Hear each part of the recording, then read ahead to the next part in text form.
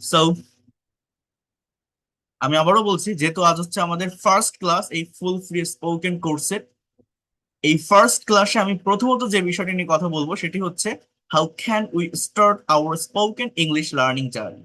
অর্থাৎ কিভাবে আমরা আমাদের ইংরেজি শেখার এই জার্নিটা শুরু করতে পারি। এই ল্যাঙ্গুয়েজটা শিখতে গেলে আমাদের ঠিক কোন জায়গাগুলো ডেভেলপ করতে হবে, কোন টপিকের পর কোন টপিক পড়তে হবে, ইংলিশ ল্যাঙ্গুয়েজে কোন টপিকের সাথে কোন টপিক কানেক্টেড বা রিলেটেড, কোনটার পর কোনটা পড়লে আমরা ডে বাই ডে বা ধারাবাহিকভাবে একটা ডেভেলপমেন্ট পাবো। আমি আবারও বলছি, ইংলিশ ল্যাঙ্গুয়েজ শিখতে হলে সিকোয়েন্স মেনটেন করা, অর্থাৎ ধারাবাহিকতা মেনটেন করাটা অত্যন্ত গুরুত্বপূর্ণ, যেটা করতে না পারলে কখনোই এই ল্যাঙ্গুয়েজটা শেখা সম্ভব নয়। আমি আবারও বলছি, আমার কথাটা মনোযোগ দিয়ে শুনবেন, বোঝার চেষ্টা করবেন। এই ল্যাঙ্গুয়েজটা শিখতে গেলে আপনাকে ধারাবাহিকতা মেনটেন করতেই হবে। ইংলিশ ল্যাঙ্গুয়েজে একটা টপিকের সাথে আরেকটা টপিক কানেক্টেড থাকে, রিলেটেড থাকে। এটা একটা চেইন অফ কমান্ড মেনটেন করে।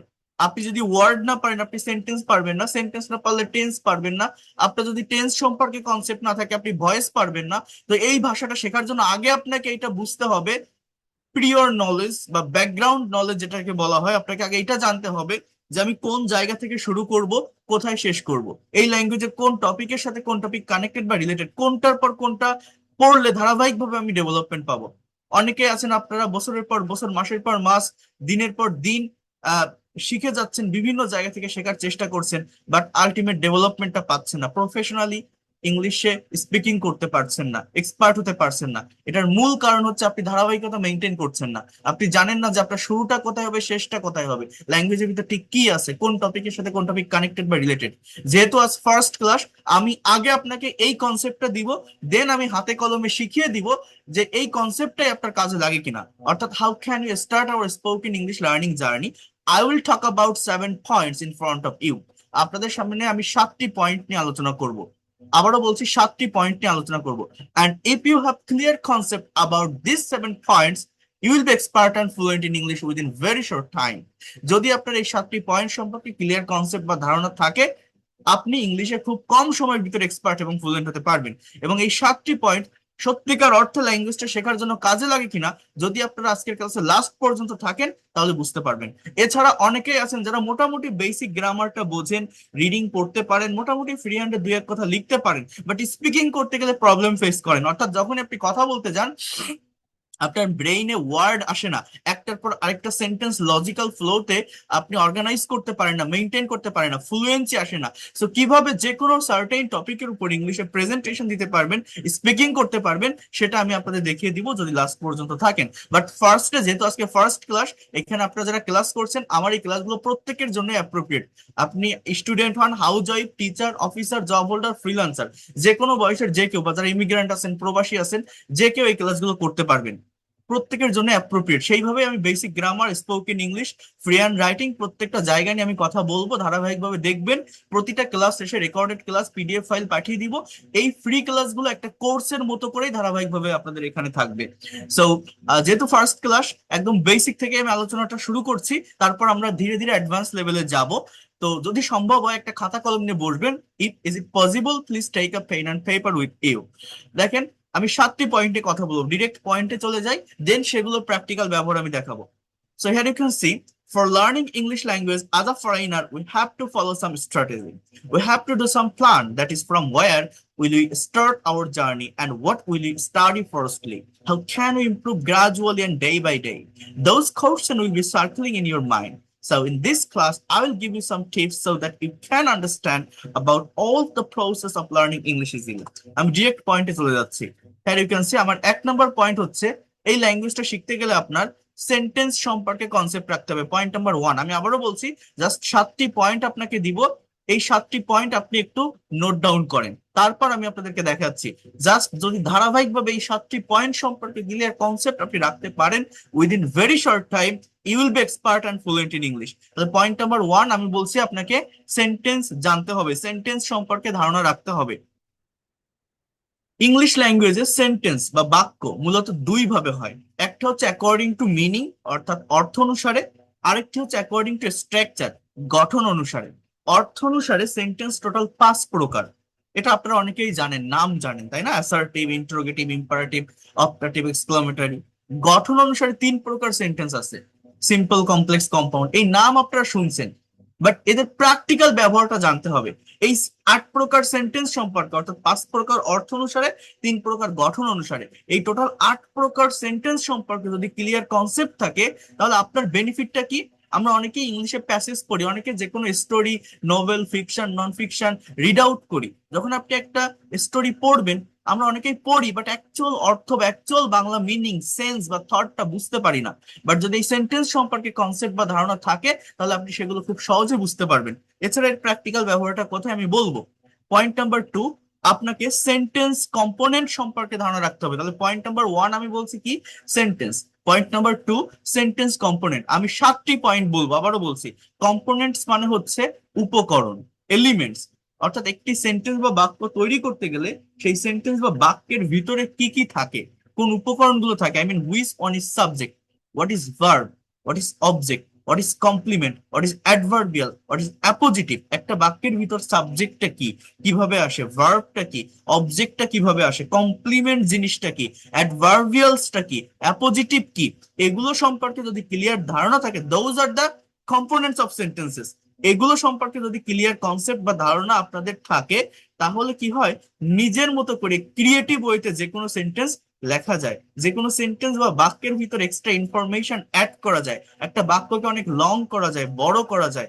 কি হলে, যদি আপনার এই সেন্টেন্স কম্পোনেন্ট সম্পর্কে ধারণা থাকে। তাহলে আমি 1 নম্বর পয়েন্ট কি বলছি, আমাকে কি জানতে হবে ল্যাঙ্গুয়েজ ডেভেলপ করতে গেলে? সেন্টেন্স সম্পর্কে কনসেপ্ট রাখতে হবে। পয়েন্ট নাম্বার 2, সেন্টেন্স কম্পোনেন্টস, এটা আমাকে জানতে হবে।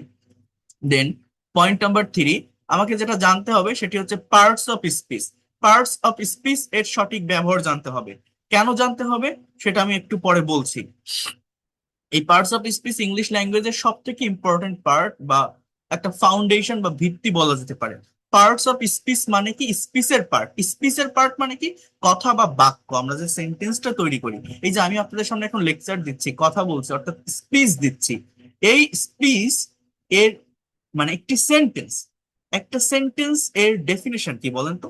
যে কতগুলো ওয়ার্ড পাশাপাশি বসে যখন মনের ভাবটা ক্লিয়ারলি প্রকাশ করে, তাকেই আমরা সেন্টেন্স বা বাক্য বলি।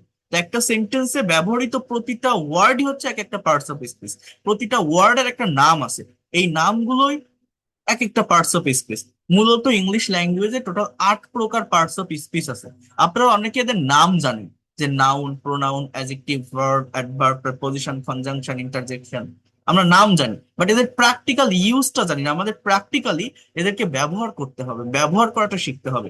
পার্টস অফ স্পিচের আইডেন্টিফিকেশন সম্পর্কে যাদের ক্লিয়ার কনসেপ্ট থাকে, তারা ইংলিশে খুব দ্রুত এক্সপার্ট হতে পারে। বিশ্বাস করেন, খুবই দ্রুত তারা এক্সপার্ট হতে পারে।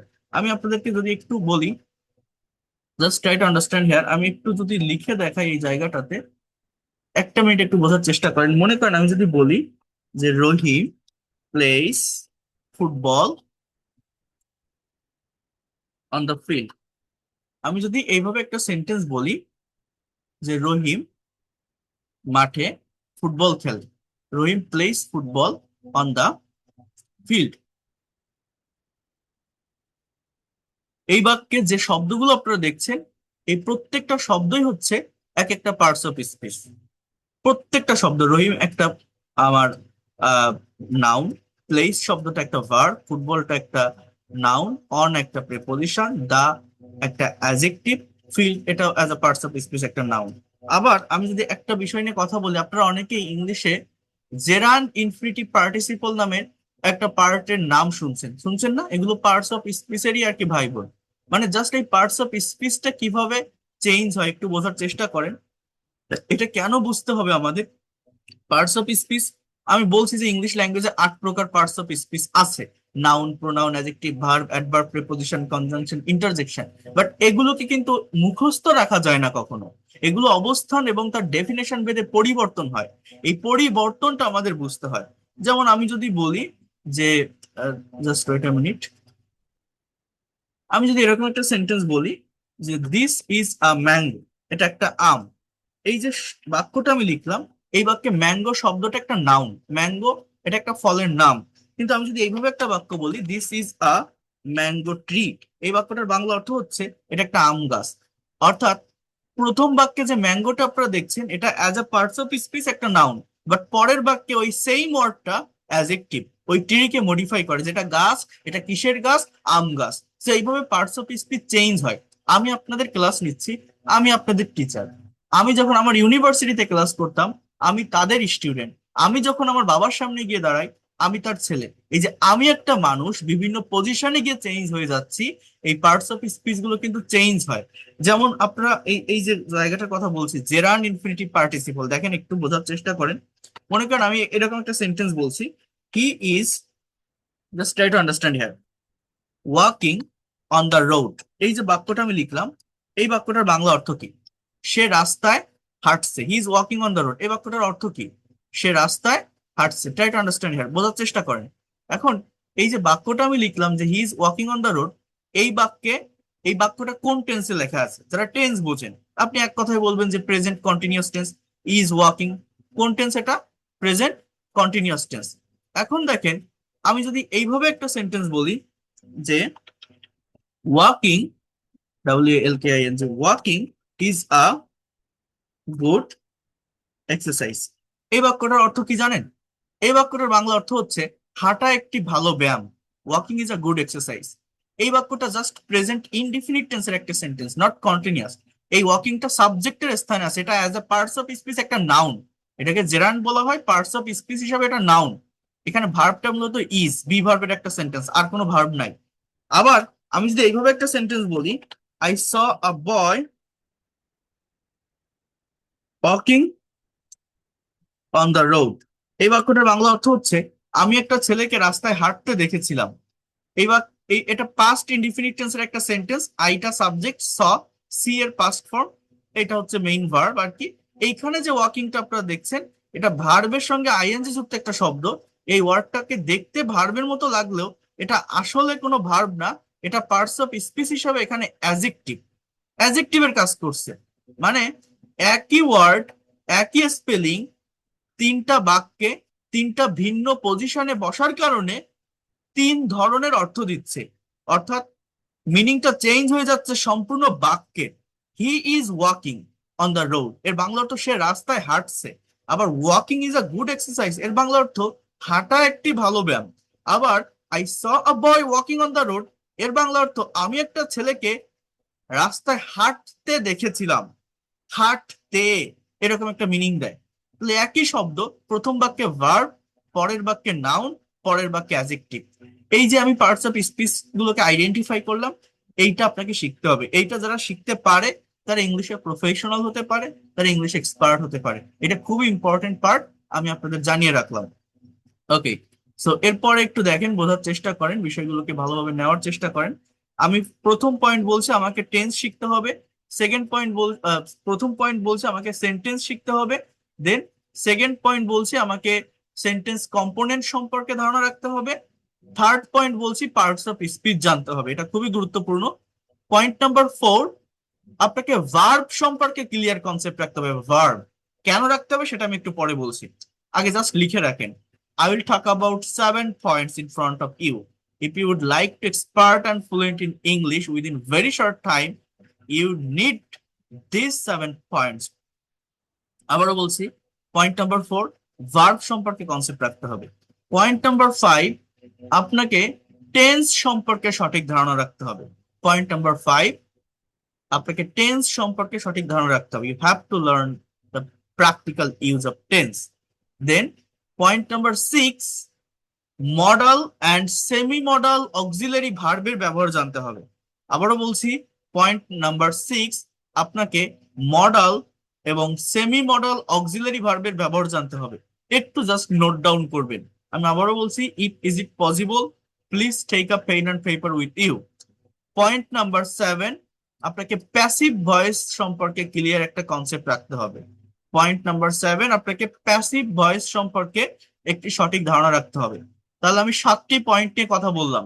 আবারও বলছি, 1 নম্বর পয়েন্ট আমি কি বলছি, আপনাকে কি জানতে হবে?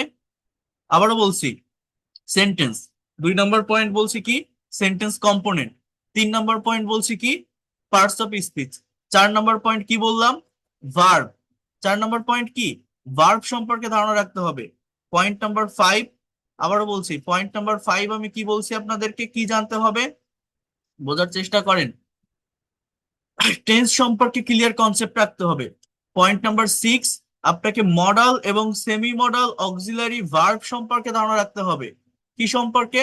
মডাল এবং সেমি মডাল অক্সিলারি ভার্ব সম্পর্কে ক্লিয়ার কনসেপ্ট রাখতে হবে। পয়েন্ট নাম্বার 7, প্যাসিভ ভয়েস সম্পর্কে সঠিক ধারণা রাখতে হবে। পয়েন্ট নাম্বার 7, প্যাসিভ ভয়েস সম্পর্কে সঠিক ধারণা রাখতে হবে। আমি আবার বলছি, একটু লিখে রাখেন, প্যাসিভ ভয়েস এটা সম্পর্কে ধারণা রাখতে হবে। ওকে, এইবার দেখেন এদের ব্যবহারটা মূলত কি বা কিভাবে হয়। আমি একটা ব্ল্যাঙ্ক পেজে আসি, প্র্যাকটিক্যালি আপনাদেরকে লিখে দেখাই। 7টি পয়েন্ট তো আমি আপনাদেরকে বললাম, এবার এই 7টি পয়েন্টের প্র্যাকটিক্যাল ব্যবহারটা কিভাবে হয় সেটা একটু ভালোভাবে দেখেন, মনোযোগ দিয়ে বোঝার চেষ্টা করবেন, বিষয়গুলোকে ভালোভাবে নেওয়ার চেষ্টা করবেন। মনে রাখবেন, ইংলিশে যে কোনো সেন্টেন্স বা বাক্য তৈরি করতে গেলে মেইনলি দুইটা স্ট্রাকচার আছে। ইংলিশে যে কোনো সেন্টেন্স, যারা একদমই দুর্বল ভালোভাবে বোঝার চেষ্টা করেন, যে কোনো সেন্টেন্স বা বাক্য তৈরি করতে গেলে দুইটা স্ট্রাকচার মেনটেন করতে হয় মেইনলি। 1 নম্বর স্ট্রাকচার হচ্ছে, দেখেন আমি নাম্বার দিলাম না, subject. For making any kinds of English sentences, first of all you need a subject. In the place of subject you have to put noun or pronoun. এই সাবজেক্টের জায়গায় আপনাকে নাউন অথবা প্রোনাউনের ব্যবহার করতে হয়। এটা কি? Parts of speech. এরপরেই বসবে ভার্ব, এরপর হচ্ছে এক্সটেনশন। আমরা অনেকেই মনে করি একটি সেন্টেন্স বা বাক্যের স্ট্রাকচার হচ্ছে subject plus verb plus object, but object না, subject plus verb plus extension. এই এক্সটেনশনের জায়গাটাতে আপনার অবজেক্ট বসতে পারে, অথবা কমপ্লিমেন্ট বসতে পারে, অথবা অ্যাডভার্বিয়ালস ফ্রেজের ব্যবহার হতে পারে। অ্যাডভার্বিয়ালস ফ্রেজের ব্যবহার হতে পারে। এই যে স্ট্রাকচারটা আমি লিখলাম, খুবই ভালোভাবে বোঝেন। ইংলিশে মেইনলি যে কোনো সেন্টেন্স বা বাক্য তৈরি করতে গেলে মূলত এই স্ট্রাকচারটা মেনটেন করা হয়। প্রায় 90% ইংলিশ সেন্টেন্স তৈরি করার ক্ষেত্রে এই যে স্ট্রাকচারটা আপনারা এখানে দেখছেন, এইটা মেনটেন করা হয়। এরপর দেখেন এখানে আরেকটা স্ট্রাকচার আছে, সেটা হচ্ছে ইট অথবা there plus verb plus subject plus extension. এখানে আরেকটা স্ট্রাকচার হচ্ছে ইট বা দেয়ারের। এটা জাস্ট একটা পার্টিকুলার জায়গায় ব্যবহৃত হয়, নির্দিষ্ট একটা জায়গায়। এটার উপর আলাদা ক্লাস আছে। জাস্ট 10%, 10% সেন্টেন্স তৈরি করার জন্য এই ইট বা দেয়ারের এই স্ট্রাকচারটি ব্যবহৃত হয়। সো এটা আমরা স্কিপ করি। আমাদের মেইনলি ইংলিশ ল্যাঙ্গুয়েজে যে কোনো সেন্টেন্স বা বাক্য তৈরি করতে গেলে এই যে ফার্স্ট যে স্ট্রাকচারটি লিখছি, এইটা প্রয়োজন। স্ট্রাকচারটা বোঝেন, তারপর আমি প্র্যাকটিক্যালি দেখাচ্ছি। সাবজেক্ট মানে কি? একটা কথা যখন বলা হয়, একটা কাজ যখন করা হয়, কেউ তো একজন করে, কেউ তো একজন বলে। একটা বাক্যের সাবজেক্ট কি হতে পারে? একটা বাক্যের সাবজেক্ট হতে পারে আই মানে আমি, অথবা উই মানে আমরা, অথবা ইউ মানে তুমি, অথবা হি মানে সে, অথবা সি, অথবা দে, হ্যাঁ, অথবা আপনার রহিম, হ্যাঁ, রহিম বা করিম। এই ধরনের ওয়ার্ড গুলোই তো সাবজেক্ট হয়। একটা বাক্যের সাবজেক্ট কি হতে পারে?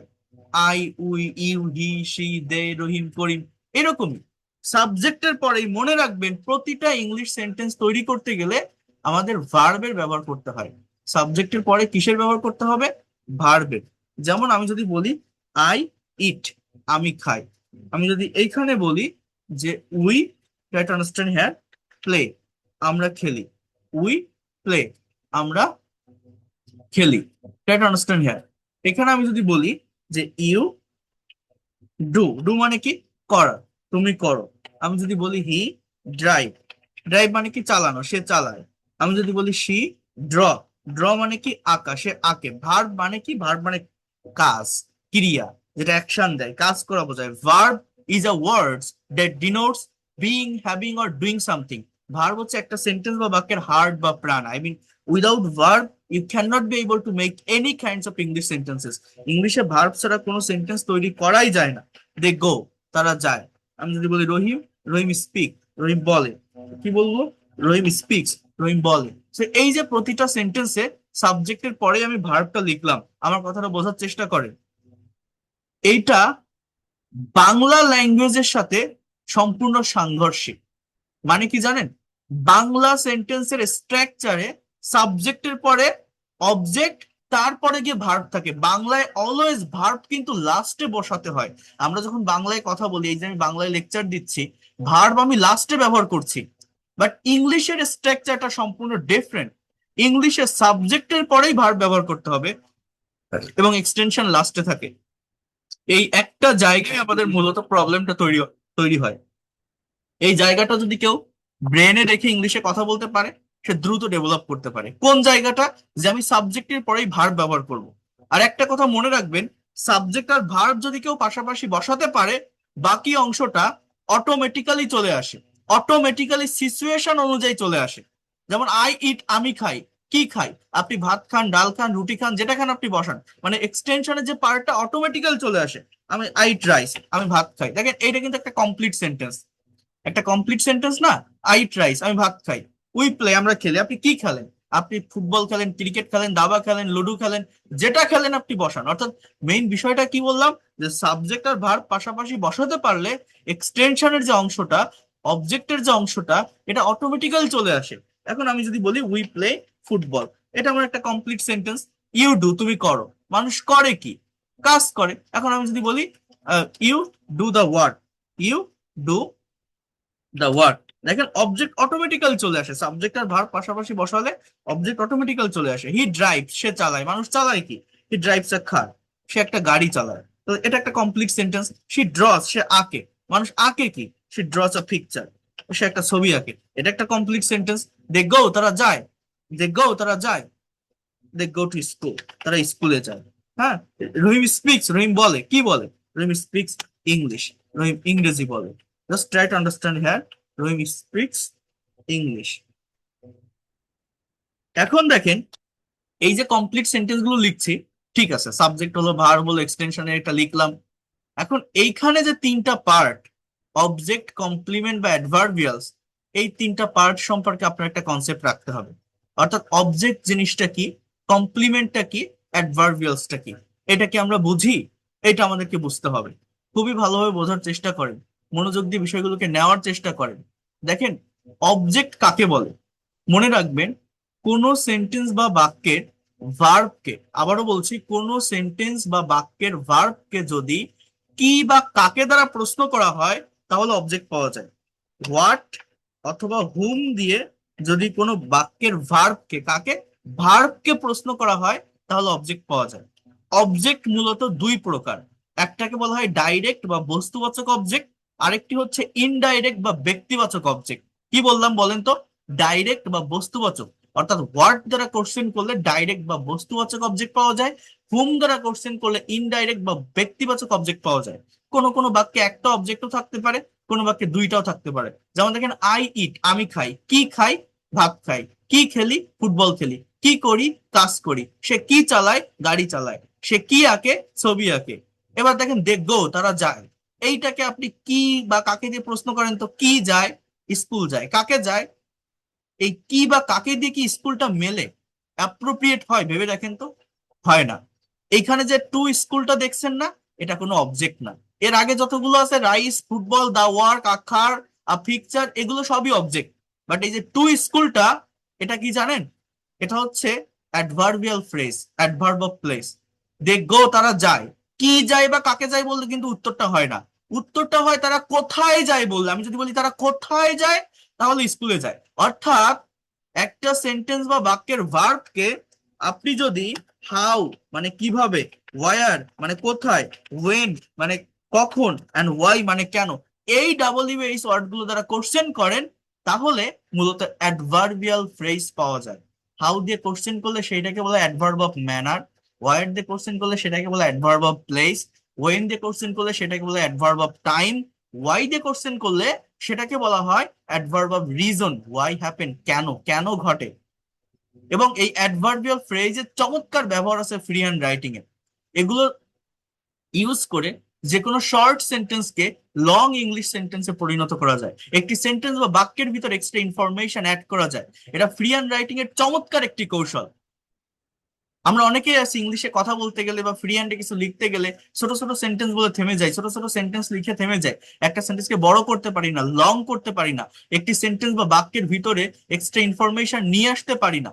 সেইটা আপনি পারতে বা করতে সক্ষম হবেন কখন যখন আপনার এই অ্যাডভার্বিয়ালস সম্পর্কে কনসেপ্ট থাকবে। আচ্ছা, সেটা নিয়ে আমি পরে কথা বলছি, তার আগে কমপ্লিমেন্ট জিনিসটাকে এটা একটু বলি। কমপ্লিমেন্টের বাংলা অর্থ হচ্ছে পরিপূরক। আমার কথাগুলো বুঝবেন, এগুলো খুবই দরকার। আমি সেন্টেন্স কম্পোনেন্ট নিয়ে আলোচনা করছি আপনাদের সামনে। কমপ্লিমেন্টের বাংলা অর্থ হচ্ছে পরিপূরক। কি বললাম বলুন তো? পরিপূরক। অর্থাৎ কোনো বাক্যে সাবজেক্ট এবং এক্সটেনশন যদি একই ব্যক্তি বা বস্তু হয়, সেটাকেই কমপ্লিমেন্ট যুক্ত সেন্টেন্স বলে। অর্থাৎ মেইনলি বিষয়টা এরকম, কোন বাক্যে যদি অ্যাম, ইজ আর ওয়াজ ওয়্যার অর্থাৎ বি ভার্ব গুলো মেইন ভার্ব হিসাবে বসে, সেটাই মূলত কমপ্লিমেন্ট যুক্ত সেন্টেন্স হয়, পরিপূরক। যেমন কি জানেন? মনে করেন আমি যদি বলি হি ইজ আ ফার্মার, কথাটা বোঝেন। এর বাংলা অর্থ হচ্ছে সে একজন কৃষক। এই বাক্যে যে লোকটা হি, সেই লোকটাই কিন্তু ফার্মার। যে ফার্মার সেই হি। আমার কথাটা বোঝেন। শি ইজ হ্যাপি, এখানে যে শি সেই হ্যাপি, যে হ্যাপি সেই শি। দে আর প্লেয়ার্স, তারা খেলোয়াড়, PLAYERS। এখানে যারা দে তারাই প্লেয়ার্স, যারা প্লেয়ার তারাই দে। অর্থাৎ সাবজেক্টে যে থাকে, এক্সটেনশনেও সেই ব্যক্তি বা বস্তু থাকে। অথবা বলতে পারি কোনো বাক্যে যদি এই অ্যাম, ইজ আর ওয়াজ ওয়্যার এগুলো মেইন ভার্ব হিসাবে বসে, তাকেই মূলত কমপ্লিমেন্ট যুক্ত সেন্টেন্স বলে। এই সেন্টেন্স গুলোকে ওইভাবে বড় করা যায় না, এটা এখানেই ফুল স্টপ। মূলত সাবজেক্টে যে থাকে, মানে যারা দে তারাই প্লেয়ার, যারা প্লেয়ার তারাই দে। যে সি সেই হ্যাপি, যে হ্যাপি সেই সি, যে হি সেই ফার্মার, যে ফার্মার সেই হি। এইরকম যদি বোঝায়, সেটাকেই বলে মূলত কমপ্লিমেন্ট। এই ফার্মার, হ্যাপি, প্লেয়ার এগুলো কিন্তু কোনো অবজেক্টও না, কোনো অ্যাডভার্বিয়ালসও না। জাস্ট এতটুকু মনে রাখেন, পরে এদের সম্পর্কে আমি ডিটেলসে কথা বলবো, ডিটেলস ক্লাস নিব। এইবার দেখেন আমি যেটা নিয়ে কথা বলছিলাম, যেমন আমি খাই, কি খাই? ভাত খাই, আই ইট রাইস। আমরা সারা জীবন এরকম ভাবে সেন্টেন্স তৈরি করতে অভ্যস্ত বা প্র্যাকটিস করি। উই প্লে ফুটবল, আমরা ফুটবল খেলি। হি ড্রাইভস এ কার, সে একটা গাড়ি চালায়। জাস্ট এইভাবেই এতটুকু সেন্টেন্স আমরা তৈরি করি। এবং এতটুকু তৈরি করার ফলে বা প্র্যাকটিস করার ফলে প্র্যাকটিক্যাল ফ্রি হ্যান্ড রাইটিং এ আমরা ডেভেলপ করতে পারি না, প্র্যাকটিক্যাল স্পিকিং এ আমরা সেন্টেন্স বড় করতে পারি না, একটার পর আরেকটা সেন্টেন্স অনর্গল ভাবে বলতে পারি না বা লিখতে পারি না। সো কিভাবে সেটা সম্ভব? অ্যাডভার্বিয়াল ফ্রেজের ব্যবহার করে করা যায়। কেমন দেখবেন? আমরা তো এরকমই প্র্যাকটিস করি। I eat rice, I don't eat rice, do I eat rice, don't I eat rice. We play football, we don't play football, do we play football, don't we play football. He drives A car, he doesn't drive a car, does he drive a car, doesn't he drive a car. But এতটুকু না, আমরা একটা বাক্যকে বড় করব, একটি sentence বা বাক্যের ভিতরে ইনফরমেশন নিয়ে আসবো। দেখেন, এই অ্যাডভার্বিয়ালস এর মাধ্যমে। অর্থাৎ এই বাক্যের ভার্ব কোনটা? ইট, মানে কি? খাওয়া, আমি ভাত খাই। এই ইট শব্দটাকে আপনি হাউ দিয়ে কোশ্চেন করেন, how do you eat rice, how do I eat rice, আমি কিভাবে ভাত খাই। এখন আমি যদি বলি I eat rice very slowly, অর্থাৎ এই হাউ দ্বারা কোশ্চেন করলে সেটাকে বলা হয় অ্যাডভার্ব অফ ম্যানার। মানে আপনি যে ভাতটা খাচ্ছেন না, এই ভাত খাওয়ার টাইমে, ভাত খাওয়ার সময় আপনার আচরণটা কেমন, আপনার বিহেভিয়ারটা কেমন, আপনি ভাতটা কিভাবে খান। আমি বলছি আমি ভেরি স্লোলি ভাত খাই, আমি খুব ধীরে সুস্থে ভাত খাই। দেখেন বাক্যটা কিন্তু আমার একটু বড় হলো। কিসের ব্যবহার করলাম? অ্যাডভার্বিয়াল ফ্রেজের। ভেরি স্লোলিটাকে কি বলে? Adverb of manner. Where do you eat rice, আপনি কোথায় ভাত খান? I eat rice very slowly at room, আমি রুমে ভাত খাই, আমি আমার রুমে বসে ভাত খাই। When do you eat rice, আপনি কখন ভাত খান? এখন আমি যদি বলি আমি দিনে 3 বার ভাত খাই, I eat rice very slowly at room. এখন আমি যদি বলি 3 টাইমস আ ডে, আমি একটা দিনে 3 বার ভাত খাই, 3 টাইমস আ ডে। আচ্ছা, অ্যাট রুম না বলে ইন দা রুম বললে এটা বেশি অ্যাপ্রোপ্রিয়েট হয়। যাই হোক, সো প্লেসের আগে অ্যাট দেওয়াটা এটা ভুল না, কিন্তু আমি যদি বলি অ্যাট রুম, এটা কখনোই কোনোভাবে ভুল না। বাট এখানে ইন দা রুম দেওয়ার অর্থটা কি জানেন? ওই রুমটা আমারই, আমি ওই রুমে রেগুলার যাওয়া আসা করি, আমার জিনিসটা আছে, জিনিসটা আমি চিনি। হ্যাঁ, চেনা কোনো জিনিস থাকলে, নির্দিষ্ট কোনো কিছু বোঝালে দা প্রিপোজিশনের ব্যবহার হয়। এই জন্য ইন দা রুম দিলে এটা বেশি অ্যাপ্রোপ্রিয়েট হয়, দা বসালে তাকে ইন বসাতে হয়। So I eat rice very slowly in the room 3 times a day. এরপর আমি যদি বলি যে why do you eat rice, আপনি কেন ভাত খান? হ্যাঁ, রিজনটা কি, ভাত খাওয়ার পিছনে কারণটা কি? এখন আমি বলতে পারি আমি আমার শরীরে শক্তি পাওয়ার জন্য, শক্তি বৃদ্ধি করার জন্য ভাত খাই। Just I can say get মানে পাওয়া, টু গেট মানে পেতে, বা ফর গেটিং, টু গেট অথবা টু এর পরিবর্তে ফর এর ব্যবহার করলে ভার্বের সাথে আইএনজি বসাতে হয়। সো টু গেট এনার্জি মানে আমি কি বললাম বুঝতে পারছেন? টু গেট অবলিক এরকম বলা যায় ফর গেটিং, একই মিনিং। হ্যাঁ, টু প্লাস বিয়ন or equal to for plus ভার্বের সাথে ING, energy in my body, in my body. অর্থাৎ টোটাল বাক্যটা আমি কি লিখলাম বলেন তো? যে আহ দেখেন, একটা বিষয় বোঝার চেষ্টা করেন। আমরা সারা জীবন এতটুকু সেন্টেন্স তৈরি করি, I thrice, I thrice, I thrice, but এই যে বডি পর্যন্ত নিয়ে আসলাম একটা বাক্য, একটা এটা কিন্তু কোনো কমপ্লেক্স সেন্টেন্স না, এটা কিন্তু কোনো কম্পাউন্ড সেন্টেন্স না যে আমি এখানে অ্যান্ড অর বাট দো অল দো হোয়েন এগুলো যুক্ত করছি। জাস্ট সিম্পল একটা সেন্টেন্স, একটাই সাবজেক্ট একটাই ভার্ব, সেই সেন্টেন্সটার ভিতরে কত বেশি ইনফরমেশন দিয়েছি, সেই সেন্টেন্স বা বাক্যটাকে কত বড় করেছি। কিভাবে? জাস্ট এই বাক্যের ভার্ব হচ্ছে ইট, এই ইট শব্দটিকে হাউ, ওয়্যার, হোয়েন, হোয়াই এই ডাবল ই বেস ওয়ার্ড গুলো দ্বারা কোশ্চেন করে, এবং কোশ্চেন করে যে অ্যান্সার গুলো আমরা পেয়েছি সেগুলোকে কি বলা হয়? Adverb of manner, adverb of manner. কি বলা হয়? Adverb of place. কি বলা হয়? Adverb of place, adverb of place. কি বলা হয়? Adverb of time, adverb of time. Three Times a day, এটা কিভাবে পেলাম? ভার্বকে ওয়েন দ্বারা কোশ্চেন করে। তাহলে এটাকে আমরা কি বলবো? Adverb of time. এরপর কি আছে? টু গেট এনার্জি, অথবা for getting energy in my body, এটা হচ্ছে adverb of reason, adverb of reason. এইভাবে অ্যাডভার্বিয়াল ফ্রেজের ব্যবহার করে মেইন ভার্বকে ডাবল ই বেস ওয়ার্ড দ্বারা কোশ্চেন করে যে কোনো শর্ট ইংলিশ সেন্টেন্সকে লং সেন্টেন্সে পরিণত করা যায়। এজন্যই আমি আপনাদের এই স্ট্রাকচারটি দিয়ে বলছি যে ইংলিশে যে কোনো সেন্টেন্স তৈরি করতে গেলে বা প্রায় 90% সেন্টেন্স তৈরি করার ক্ষেত্রে মেইনলি এই স্ট্রাকচারটি ব্যবহার হয়। এটা হচ্ছে প্র্যাকটিক্যাল লার্নিং। আপনি যদি এইভাবে ইংলিশ ল্যাঙ্গুয়েজটা শিখতে পারেন, আপনার ক্রিয়েটিভ ডেভেলপমেন্টটা হবে। শুধু ওই ছোট ছোট রুলস বা স্ট্রাকচার শিখে কখনো ভাষা ডেভেলপ করা যায় না, যে এটা প্লাস এটা প্লাস এটা এরকম হয়, এই যে হাজারো সেন্টেন্স করা যায়। নো, প্র্যাকটিক্যাল জায়গাটাতে আসেন, ল্যাঙ্গুয়েজের অরিজিনটা বোঝেন, ধারাবাহিকভাবে ডেভেলপ করার চেষ্টা করেন, দেখবেন within very short time you will be expert and fluent in English. খুব কম সময়ের ভিতর আপনি ইংলিশ এক্সপার্ট হতে পারবেন। তাহলে আমরা অনেকেই ভাবে একটা সেন্টেন্সের স্ট্রাকচার হচ্ছে subject plus verb plus object, but কখনোই এটা বলবেন না অবজেক্ট, বলবেন এক্সটেনশন। কারণ এখানে অবজেক্টও বসতে পারে, কমপ্লিমেন্টও বসতে পারে, অ্যাডভার্বিয়াল ফ্রেজও বসতে পারে। তাহলে উই প্লে ফুটবল, আমরা ফুটবল খেলি। কোথায় খেলি, কিভাবে খেলি? আমি যদি বলি we play football very politely, হ্যাঁ আমরা খুবই পলাইটলি ফুটবল খেলি, অর্থাৎ খেলার মাঠে আমরা মারামারি করি না, আমরা খারাপ ব্যবহার করি না। হ্যাঁ, আমরা ভদ্রতার সহিত ফুটবল খেলি, এটা আমার adverb of manner. We play football very politely. আপনি যে পলাইটলি ফুটবল খেলেন, আপনি কোথায় খেলেন? আমরা মাঠে ফুটবল খেলি, just in the field, in the field. আপনি যে মাঠে ফুটবল খেলেন, আপনি কখন ফুটবল খেলেন? আমি বিকাল বেলায় ফুটবল খেলি, in the afternoon, in the afternoon. আপনি যে বিকাল বেলা মাঠে ভদ্রতার সহিত ফুটবল খেলেন, আপনি কেন ফুটবল খেলেন? আমার শরীরটাকে ফিট রাখার জন্য বা শারীরিক ব্যায়াম করার জন্য। I can see to do physical exercise. তাহলে আমার বাক্যটা কতটুকু ছিল? বাক্যটা ছিল জাস্ট ফুটবল পর্যন্ত। সারা জীবন আমরা এতটুকু প্র্যাকটিস করতে অভ্যস্ত, we play football, we play football, we play football. কিন্তু কিভাবে সেই জায়গাটাকে আমরা বড় করতে পারি? যে we play football very politely in the field in the afternoon to do physical exercise. কিভাবে আমরা এটা বলতে পারি? জাস্ট ভার্বটিকে ডাবল ইউএস ওয়ার্ড দ্বারা কোশ্চেন করে, ভার্বকে ডাবল ইউএস ওয়ার্ড দ্বারা কোশ্চেন করলে অ্যাডভার্বিয়াল ফ্রেজ পাওয়া যাচ্ছে, এক্সট্রা ইনফরমেশন পাচ্ছি। So to make long English sentences from short sentence, first of all, you need a object. For getting object, you have to add the question to the verb with what and whom. After that, if you would like to get more information in a particular sentences, you should also ask the question to the verb with how, where, when, and why. Then you will get your actual answer. So in this way, you can be able to make long English sentences from short sentence. Okay, so that is the things.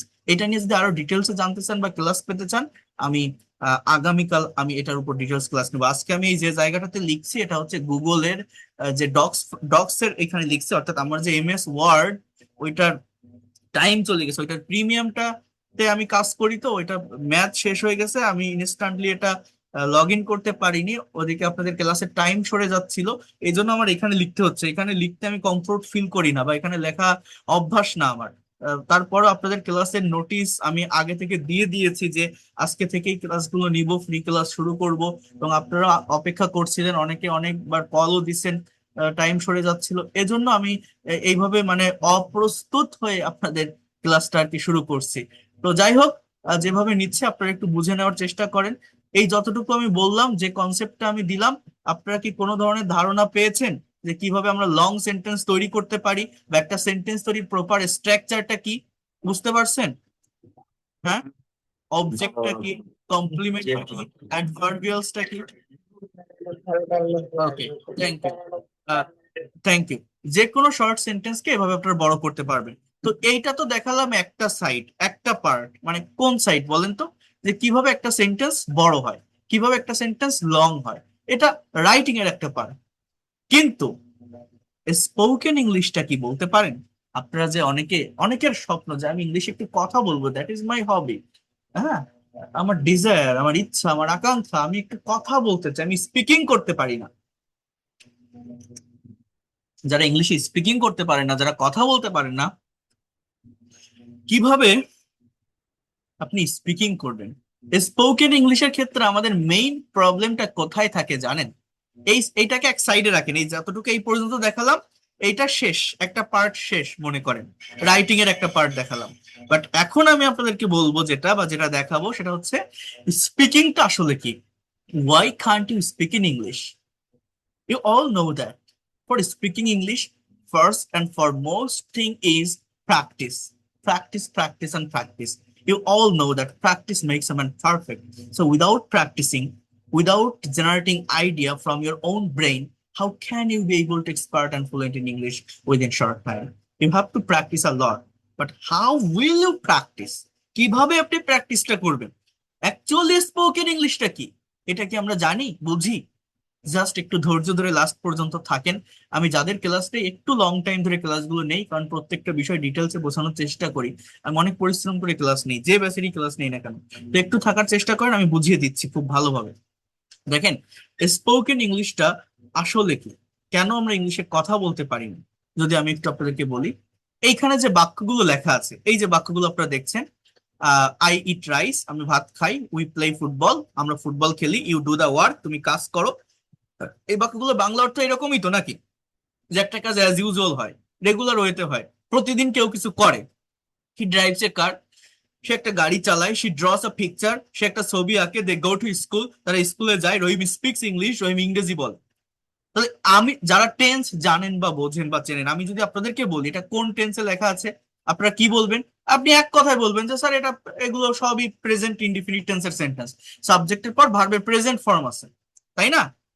কিন্তু দেখেন spoken ইংলিশটা কি, আপনি যখন ইংলিশে কথা বলবেন, আপনি যখন ইংলিশ স্পিকিং করবেন, এরকম একটা স্টেবল পজিশনে কথাকে রেখে আপনি এগোতে পারবেন না। You have to change your time, you have to change your thought or sense. আপনাকে সময়ের পরিবর্তন করতে হয়। এই পরিবর্তন অনুযায়ী আমরা ভার্বটাকে ইনস্ট্যান্টলি ইউজ করতে পারি না, এজন্য আমরা ইংলিশে কথা বলতে পারি না। দেখেন, আপনারা অনেকেই জানেন না যে ইংলিশে কথা বলার জন্য আমাদের একটা কম্পালসারি টপিক হচ্ছে টেন্স শিখতে হয়। টেন্স মানে সময় বা কাল। আপনারা এটাও জানেন যে ইংলিশ ল্যাঙ্গুয়েজে টেন্স তিন প্রকার: প্রেজেন্ট, পাস্ট এন্ড ফিউচার। প্রতিটা টেন্সের আবার চারটা করে পার্ট আছে, তাই না? Classification: indefinite, continuous, perfect and perfect continuous. তাহলে টোটাল টেন্সের স্ট্রাকচার ইংলিশ ল্যাঙ্গুয়েজে কয়টা বলেন তো? 12টা। 12টা টেন্সের স্ট্রাকচার মানে কি, আমরা অনেকেই টেন্স নিয়ে প্রবলেম ফেস করি। 12টা টেন্সের স্ট্রাকচার মানে কিন্তু 12টা জায়গায় ভার্বের ফর্মের চেঞ্জ। আপনারা যদি একটু বুঝে দেখেন, আমরা ইংলিশে কথা বলতে পারি না কেন জানেন? আমরা স্পিকিং করতে গেলে বা কথা বলতে গেলে একটা স্টেবল টাইমের উপর ভিত্তি করে কথাকে এগোতে পারি না, এগোয় নিতে পারি না। আমাদের বিভিন্ন টাইমে একটা কথাকে বলতে হয়। বিভিন্ন টাইমে যখন আমার কথা বলতে হয়, সেই টাইম অনুযায়ী ভার্বটাকে পরিবর্তন করতে হয়। আই রিপিট ইট, আমরা যখন ইংলিশে স্পিকিং করতে চাই, কথা বলতে যাই, বলতে চাই, কথা বলার ক্ষেত্রে আমার টাইম অনুযায়ী ভার্বের অনেকগুলো রূপ থাকে, যেটাকে বলা হয় কনজুগেশন অফ ভার্ব। ইট এর 5টা রূপ থাকে। এই রূপটা আমরা জানি না, এই ফর্মটা আমরা জানি না। এই ফর্মটা ইনস্ট্যান্টলি চেঞ্জ করতে হয়। এই চেঞ্জটা আমরা করতে পারি না বলেই ইংলিশে কথা বলতে পারি না। এইটা স্পোকেন ইংলিশ। লিখে দেখাই দিব, প্র্যাকটিক্যাল উদাহরণের সাথে দেখাই, তাহলে আপনারা বুঝতে পারবেন বিষয়টা খুব সহজে। দেখেন, মনে করেন, জাস্ট ওয়েট আ মিনিট, একটা মিনিট একটু টাইম দেন। মনে করেন রহিম এবং করিম, এরা দুইজন বন্ধু, জাস্ট দুই বন্ধু, মনে করেন একটা মেসে থাকে, পড়াশুনো করে, বাইরে শহরে থাকে। এখন একটা বাসাতে থাকে তারা দুজন। রহিম করিমকে বলছে, সন্ধ্যার দিকে রহিম বাইরে থেকে বাসায় আসছে, রহিম বাসার বাইরে ছিল, বাইরে থেকে বাসায় আসছে সন্ধ্যার দিকে, এসে করিমকে বলছে, তুমি কি রাতে ভাত খেয়েছো? বলেন তো বাংলাটা কি বললাম, মানে দুজনের ভিতরে একটা কথোপকথন আমি আপনাদেরকে দেখাচ্ছি। রহিম করিমকে বলছে যে, have you eaten rice at night? এই কথাটা কে বললো? রহিম। কাকে? করিমকে। তুমি কি রাতে ভাত খেয়েছো? এটা প্রেজেন্ট পারফেক্ট টেন্সের একটা সেন্টেন্স, এজন্য আমি এইভাবে লিখলাম, হ্যাভ ইউ ইটেন। ঠিক আছে? করিম বলছে, আমি খাইনি, অর্থাৎ আই হ্যাভ নট ইটেন, আমি খাইনি রাইস। এরপর করিম আবার উল্টে রহিমকে জিজ্ঞাসা করছে, যেহেতু রহিম বাইরে থেকে বাসায় আসছে, করিম বলছে, তুমি কি এখন ভাত খেতে যাচ্ছ? করিম বলছে রহিমকে, বা তুমি কি এখন খাইতেছো? কে বলছে? কি বললাম বলেন তো? করিম বলছে। কাকে বলছে? রহিমকে। কি বলছে? যে তুমি কি এখন ভাত খাইতেছো? তুমি কি এখন ভাত খাইতেছো? অর্থাৎ, are you eating rice now? Are you eating rice now, এটা করিম বলছে রহিমকে, যে তুমি কি এখন ভাত খাইতেছো? এবার দেখেন, রহিম বলছে যে আমি সকালে খেয়েছিলাম, এখন আর খাবো না।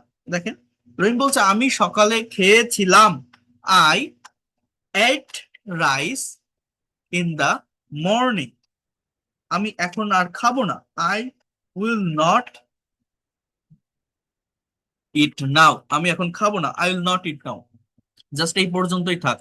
দেখেন, এই যে দুইজন মানুষের ভিতরে একটা কথোপকথন বা কনভারসেশন আমি তৈরি করলাম, কার ভিতরে? রহিম এবং করিমের ভিতরে। বোঝার চেষ্টা করেন, রহিম এবং করিমের ভিতরে এই কনভারসেশনটিতে আমি একটা কমন ভার্ব ব্যবহার করছি। সেই ভার্বটি কি বলেন তো? ইট। ইট মানে কি? খাওয়া। ইট মানে কি? খাওয়া। দেখেন, আমি প্রতিটা বাক্যে কিন্তু এই খাওয়া শব্দটা রেখেছি, যে তুমি কি খেয়েছো? না আমি খাইনি। তুমি কি খাইতেছো? আমি সকালে খেয়েছিলাম, এখন খাবো না। প্রত্যেকটা বাক্যে খাওয়া কথাটা আছে, কিন্তু খাওয়া শব্দের ইংলিশটা কি? খাওয়া শব্দের ইংলিশ তো ইট। ইট মানে তো খাওয়া, তাই না? কিন্তু দেখেন, এই ই এ টি, ইট কথাটাকে আমি কোথাও ইট রাখিনি। দেখেন, কোথাও লিখছি E A T E N, eaten, কোথাও লিখছি E A T I N G, eating, অথবা এ টি ই এইট, অথবা will not eat. Just eat কথাটা কি কোথাও আছে? দেখেন তো, একটা বাক্যের ভিতরেও ভিতরেও শুধু ইট কি আছে? নেই। ইটটাকে আমি ইটেন লিখলাম, ইটিং লিখলাম, এট লিখলাম, উইল নট ইট লিখলাম। কেন লিখলাম? টাইমের পরিবর্তনের কারণে। কেন লিখলাম? টাইমের পরিবর্তনের কারণে। তাহলে আমরা ইংলিশে কথা বলতে পারি না কেন, দেখছেন? জানেন? বোঝেন? আমাদের ইংলিশে স্পিকিং করতে গেলে মেইন প্রবলেমটা কোথায় হয়? সময়ের পরিবর্তন আমরা করতে পারি না ইনস্ট্যান্টলি। অর্থাৎ, আবারও বলছি, আপনি যখন ইংলিশে কথা বলবেন, আপনি যখন স্পিকিং করবেন, একটা সার্টেইন টাইমের উপর কথাকে রেখে আপনি এগোতে পারবেন না। আপনার সময়ের পরিবর্তন করতে হবে। আপনাকে যে সময়ের পরিবর্তনটা করতে হবে, সেই পরিবর্তন অনুযায়ী মূলত ভার্বের ফর্মের পরিবর্তন করতে হবে। এই ভার্বের ফর্মটাকেই আমরা ইনস্ট্যান্টলি চেঞ্জ করতে পারি না বলে ইংলিশে কথা বলতে পারি না।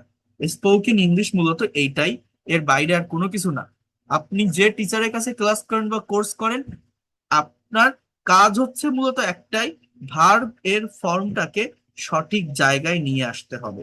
বলেন, আবার বলেন, আমি কি বললাম? ভার্ব এর ফর্মটাকে সঠিক জায়গায় নিয়ে আসতে হবে।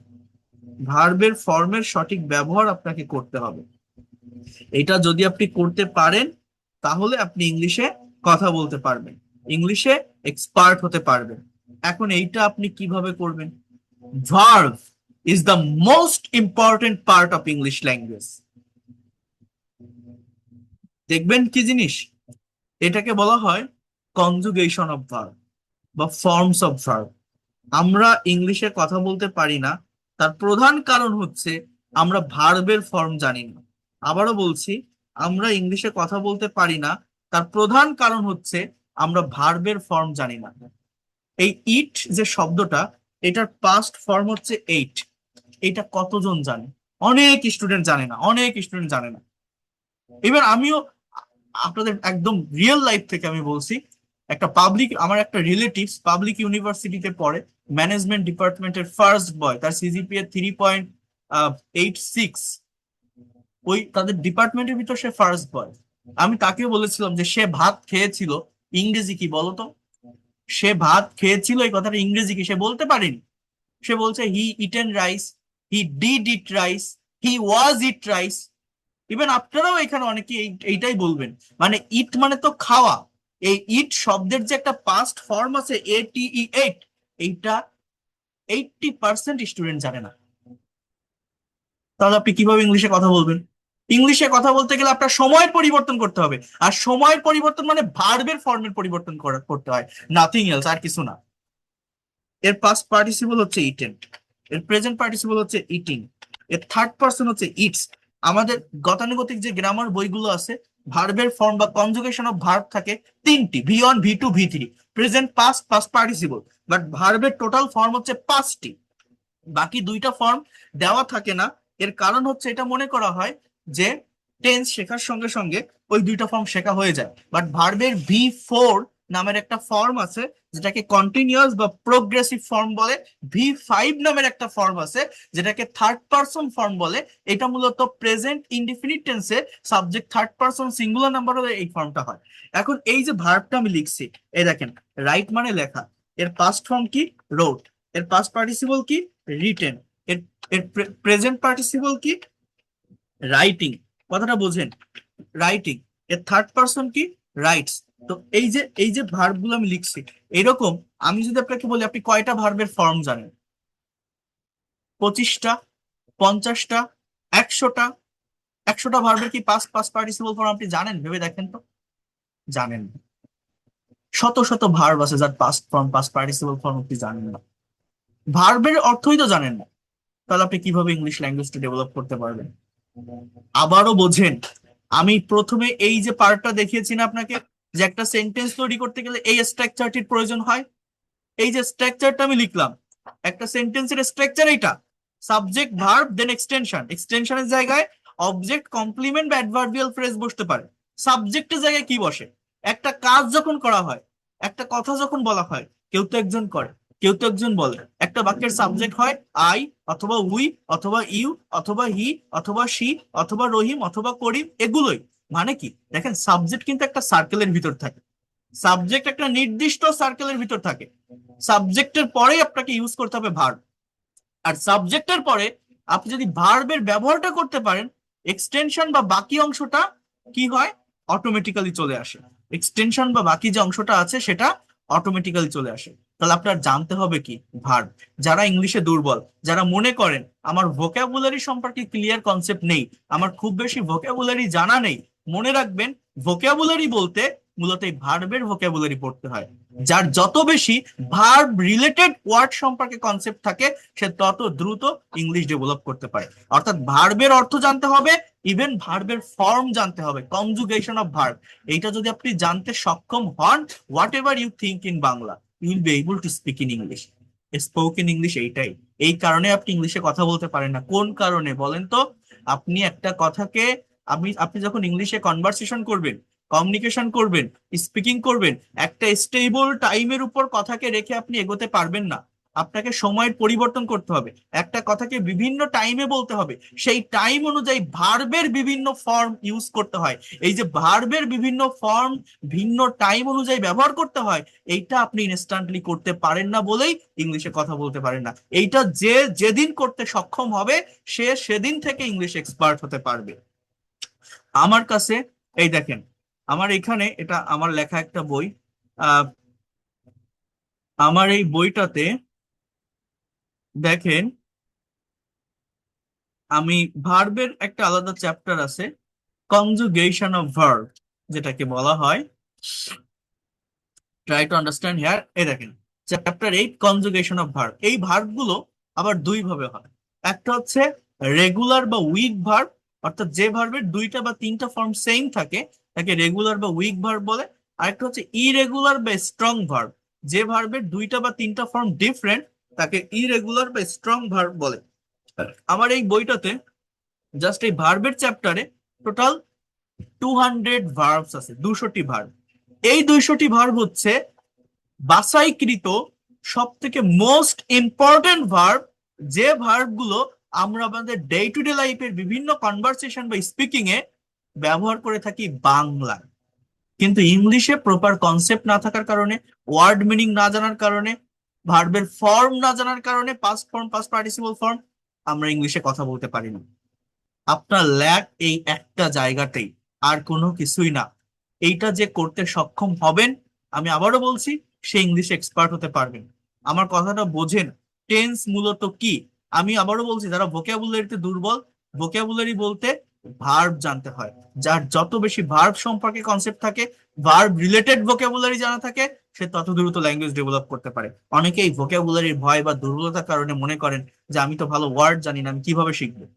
ভার্ব রিলেটেড ওয়ার্ড জানতে হয়। আমি এতটুকু গ্যারান্টি দিয়ে বলতে পারি, কারো যদি অ্যাটলিস্ট এই 200টি ভার্ব সম্পর্কেও ক্লিয়ার কনসেপ্ট থাকে, সে ইংলিশে কথা বলতে সক্ষম হবে। এর বাইরে কিছুই লাগে না। দেখেন, আমি আপনাদের বুঝাই দিই। টেন্স নিয়ে যারা ভয় পান, টেন্স মূলত কি? মনে করেন হি ড্রাইভস আ কার, সে একটা গাড়ি চালায়। এই যে একটা বাক্য, এই বাক্যটার বাংলা অর্থ কি বলছি? সে একটা গাড়ি চালায়। এটা কোন টেন্সে লেখা আছে? প্রেজেন্ট ইনডিফিনিট বা সিম্পল প্রেজেন্ট টেন্সে। জাস্ট এই ড্রাইভের পরিবর্তে আমি যদি এখানে লিখে দেই যে হি ড্রোভ এ কার, এর বাংলা অর্থ সে একটা গাড়ি চালিয়েছিল। বাট আপনি তো এই জিনিসটাই জানেন না যে ড্রাইভের পাস্ট ফর্ম ড্রোভ। কথা বলবেন কি করে? অনেকে আমরা শুধু টেন্স শিখি, স্ট্রাকচার শিখি, ডেফিনেশন শিখি। আমি যদি বলি পাস্ট টেন্স কাকে বলে, সাবজেক্ট প্লাস ভার্বের পাস্ট ফর্ম প্লাস অবজেক্ট, তাকে পাস্ট টেন্স বলে। বাংলা ক্রিয়াপদের শেষে ল বা লাম থাকলে তাকে পাস্ট টেন্স বলে। এখন আমি যদি বলি সে একটা গ্লাস ভেঙেছিল, বলেন তো ইংলিশ কি হবে? আপনি বাংলাটা শুনে বুঝতে পারছেন এটা পাস্ট টেন্স। সে ইংরেজি হি, গ্লাস ইংরেজি গ্লাস, ভাঙা ইংরেজি কি? আপনার জানতে হবে মূলত এই ওয়ার্ডটা। এখন আপনি মনে করেন জানেন যে ব্রেক মানে ভাঙা। এবার ওই ভার্বটার ভি টুটা কি? পাস্ট ইনডিফিনিট টেন্সের structure subject plus V two plus object. ওই ব্রেকের ভি টুটা কি, এইটা যদি আপনি না জানেন, ওই স্ট্রাকচার শিখে, ওই ডেফিনেশন শিখে কোনো লাভ হবে? আপনি কি ট্রান্সলেট করতে পারবেন? না। অনেকে বলবেন ব্রোকেন, সেটা তো দিলে তো হবে না। ব্রেকের পাস্ট ফর্ম হচ্ছে ব্রোক। তো যতক্ষণ না পর্যন্ত আপনি এটা জানবেন যে ব্রেকের পাস্ট ফর্ম ব্রোক, ততক্ষণ পর্যন্ত ওই কথাটা আপনি ইংলিশে বলতে পারবেন না। তো টেন্স আগে না, আগে হচ্ছে ভার্বের ফর্ম। যে যত বেশি ভার্বের ফর্ম জানতে পারে, কনজুগেশন অফ ভার্ব বুঝতে পারে, অ্যাটলিস্ট আমি যেটা বললাম, এই 200টা ভার্বও যদি আপনার জানা থাকে, within very short time you will be expert and fluent in English. But আমরা তো এইটাই জানি না, প্র্যাকটিসও করি না। তাহলে দেখেন, সাবজেক্ট সাবজেক্টের জায়গায় থাকে, অবজেক্ট অবজেক্টের জায়গায় থাকে। টেন্স মূলত কি? কথার পরিবর্তন, কালের পরিবর্তন বা সময়ের পরিবর্তনের জন্য পরিবর্তনটা কোথায় হয়? ভার্বের ফর্মে। হি ড্রাইভস এ কার, সে একটা গাড়ি চালায়। আমি যখনই বলছি হি ড্রোভ এ কার, সে একটা গাড়ি চালিয়েছিল। আমি যদি বলি হি উইল ড্রাইভ এ কার, সে একটা গাড়ি চালাবে। আমি যদি বলি he is driving a car, সে একটা গাড়ি চালাচ্ছে বা চালাইতেছে। হি ওয়াজ ড্রাইভিং আ কার, সে একটা গাড়ি চালাচ্ছিল। He will be driving a car, সে একটা গাড়ি চালাতে থাকবে। এটা future continuous tense. He has driven a car, এটা প্রেজেন্ট পারফেক্ট টেন্স, সে একটা গাড়ি চালিয়েছে। দেখেন, সাবজেক্ট হি, অবজেক্ট এ কার, আমার 7টা টেন্স অলরেডি লেখা হয়ে গেছে। এইভাবে জাস্ট হ্যাজ এর জায়গায় হ্যাড দিলে পাস্ট পারফেক্ট হবে, উইল হ্যাভ দিলে ফিউচার পারফেক্ট হবে। এভাবে 12টা টেন্স লেখা যাচ্ছে, কোনো সমস্যা নাই। তাহলে সাবজেক্ট কি? হি। অবজেক্ট কি? এ কার। কথার পরিবর্তন, কালের পরিবর্তন বা সময়ের পরিবর্তনটা হয় কিভাবে? জাস্ট ভার্বের ফর্মের পরিবর্তনের মাধ্যমে। এখানে অক্সিলারি ভার্ব অথবা অক্সিলারি ভার্ব প্লাস মেইন ভার্বের ফর্মের পরিবর্তনের মাধ্যমেই কথার কালের বা সময়ের পরিবর্তন হয়। আমরা যখন প্র্যাকটিক্যালি স্পিকিং করব, একটা স্টেবল পজিশনে, মানে শুধু প্রেজেন্ট ইনডিফিনিট টেন্স দিয়ে সব কথা বলা যায় না, বিভিন্ন টাইমের ব্যবহার করতে হয়। সেই টাইম অনুযায়ী এই যে ফর্মগুলো আমি লিখলাম, এই ফর্মগুলো যদি আমরা ইউজ করতে সক্ষম হই, অ্যাপ্লাই করতে সক্ষম হই ইনস্ট্যান্টলি, তাহলেই আমি ইংলিশে কথা বলতে পারবো। স্পোকেন ইংলিশ এইটাই, এর বাইরে আর কিছু নেই। আরেকটা বিষয় হচ্ছে, টেন্সের স্ট্রাকচার টোটাল 12টা। মানে যদি আপনি টেন্স জানেন, একটা ভার্বকে, যে ড্রাইভ মানে চালানো, চালানো কথাটাকে 12 ভাবে, 12টা দিকে, 12টা টাইমে আপনি নিতে পারবেন বা বলতে পারবেন। যে সে চালায়, সে চালিয়েছিল, সে চালাবে, সে চালাইতেছে, চালাচ্ছিল, চালাতে থাকবে, এরকম। কিন্তু এই 12টা টাইম আবার, আমার কথাটা বুঝবেন মনোযোগ দিয়ে, 12টা টাইম আবার মনের সম্পূর্ণ ভাব প্রকাশ করতে যথেষ্ট নয়। আপনার মনের সম্পূর্ণ ভাব বা হোল সেন্স প্রকাশ করার জন্য এই টেন্সের পাশাপাশি আরেকটা বিষয় শিখতে হয়, সেটা হচ্ছে মডাল এবং সেমি মডাল ভার্ব। ওই যে আমি 7টি পয়েন্ট আপনাদের বলছিলাম, তো মডাল ভার্বের ব্যবহার জানতে হবে। কেন জানতে হবে? টেন্স দিয়ে সব কথা ব্যক্ত করা যায় না, প্রকাশ করা যায় না। মনের হোল সেন্সটাকে আরো ডিটেলসে এক্সপ্রেস করার জন্য মডাল শিখতে হয়। মডাল ভার্ব মূলত possibility, probability, ability, obligation, request, permission এই ধরনের কিছু সেন্স ক্রিয়েট করে। মডাল মানে এগুলো হচ্ছে কিছু অক্সিলারি ভার্ব যারা আলাদা ক্যাটাগরির সেন্টেন্স তৈরি করে। ইংলিশ ল্যাঙ্গুয়েজে টোটাল 18টির মতো মডাল এবং সেমি মডাল আছে। Can, could, may, might, shall, should, will, would, need to, dare to, have to, has to, had to, am to, is to, are to, am, is, are, was, are, suppose to, going to. এগুলো যদি জানা থাকে এদের একটা সুবিধা হচ্ছে টেন্সের স্ট্রাকচারে এই যে কনজুগেশন অফ ভার্ব হচ্ছে, মানে ভার্বের ফর্মের পরিবর্তন হচ্ছে, বাট মডালের ক্ষেত্রে মেইন ভার্বের কোনো পরিবর্তন হয় না। আপনি যে মডালই ব্যবহার করেন না কেন, মেইন ভার্বটা অলওয়েজ বেস ফর্মে থাকে। মেইন ভার্বটা অলওয়েজ বেস ফর্মে থাকে। এই জিনিসটা বুঝতে হয় আপনি যে মডালই ব্যবহার করেন না কেন। তো একটা কথা একটু বোঝার চেষ্টা করেন বা নেওয়ার চেষ্টা করেন। জাস্ট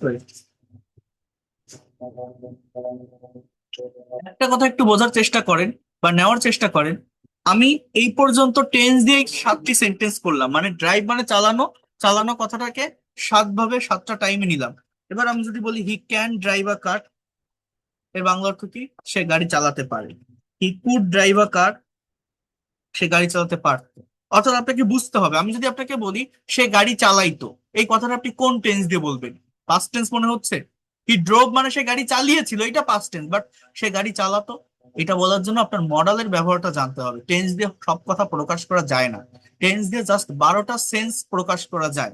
তো আপনাকে বলতে হবে হি ইউজ টু ড্রাইভ অথবা হি উড ড্রাইভ এ কার, যার মানে হচ্ছে সে গাড়ি চালাইতো বা সে গাড়ি চালাতে অভ্যস্ত ছিল। এরপর আমি যদি বলি he must drive a car, সে অবশ্যই একটা গাড়ি চালাবে। হ্যাঁ। আমি যদি বলি তার গাড়ি চালানো উচিত, কোন টেন্স দিয়ে বলবেন? আপনাকে মডাল দিয়ে বলতে হবে হি শুড ড্রাইভ আ কার। আমি যদি বলি তার গাড়ি চালানো দরকার, he needs to drive a car, সে গাড়ি চালাতে সাহস দেখায়, he dares to drive a car, তাকে গাড়ি চালাতে হয়। Semi modal verb he is to drive a car, তাকে গাড়ি চালাতে হতো, he was to drive a car, he was to drive a car, তার গাড়ি চালানোর কথা, he is suppose to drive a car, তার গাড়ি চালাতে, তাকে গাড়ি চালাতে হবে, he has to drive a car, has to drive a car, তাকে গাড়ি চালাতে হয়েছিল, he had to drive a car. দেখছেন কি লিখছি? সাবজেক্ট কি? হি। অবজেক্ট কি? এ কার। কথার পরিবর্তন, কালের পরিবর্তন বা সময়ের পরিবর্তনের জন্য পরিবর্তনটা কোথায় হবে? ভার্বের ফর্মে। অনেকেই মনে করেন যে ইংলিশ শেখা খুব কঠিন কাজ, তাই না? এতগুলো স্ট্রাকচার, এটা ওইটা, কোনো কিছুই শেখা লাগে না যদি আপনি অরিজিনাল বিষয়টা জানেন, একদম বেসিক জায়গাটা সম্পর্কে কনসেপ্ট রাখেন। অর্থাৎ 12টা টেন্সের স্ট্রাকচার প্লাস 18টা মডেল সেমি মডেল, টোটাল 30টা। মানে এই যে ড্রাইভ মানে চালানো, আপনার যদি টেন্স আর মডেল সেমি মডেল সম্পর্কে ধারণা থাকে, এই চালানো কথাটাকে আপনি 30 ভাবে, 30টা দিকে, 30টা টাইমে, 30টা সেন্সে নিতে পারবেন বা বলতে পারবেন। আর এইটা যদি কেউ করতে বা বলতে সক্ষম হয়, whatever you think in Bangla, আপনি যেটাই বাংলায় ভাবেন না কেন সেটাই আপনি ইংলিশে লিখতে পারবেন বা বলতে পারবেন।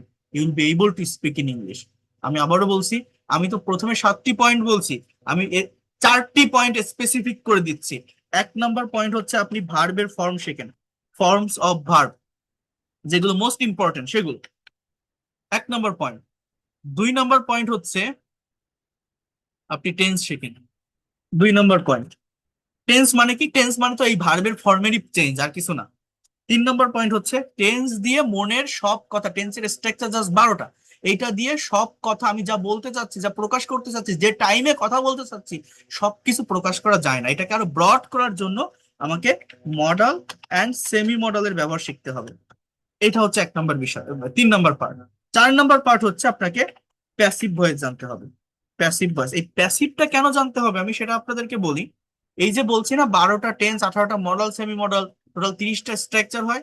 এই 30টা স্ট্রাকচারেরই একটা রিভার্স স্ট্রাকচার আছে, যেটা এই প্যাসিভ দ্বারা হয়ে থাকে। এই প্যাসিভের উপর আলাদা একটা ক্লাসে আমি এটা নিয়ে ডিটেলসে কথা বলবো, আজকে দেখাতে গেলে বা বলতে গেলে অনেক সময় চলে যাবে।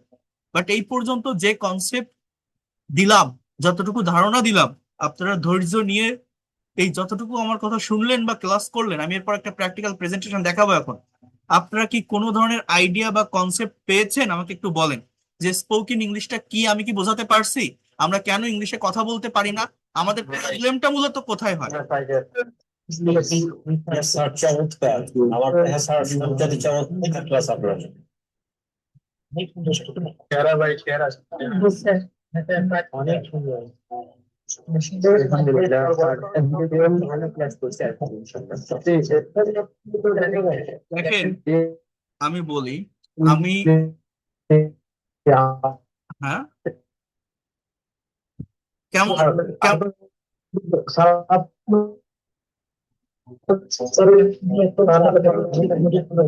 শুনবো, সবকিছু শুনবো। ছিল স্যার, আমি কি বলতে পারি স্যার? হ্যাঁ, শুনবো, সব কথা শুনবো। আর একটু সময় দেন, আর একটু সময় দেন, আমাকে শেষ করতে দেন, আপনাদের কথা নিব, কথা শুনবো।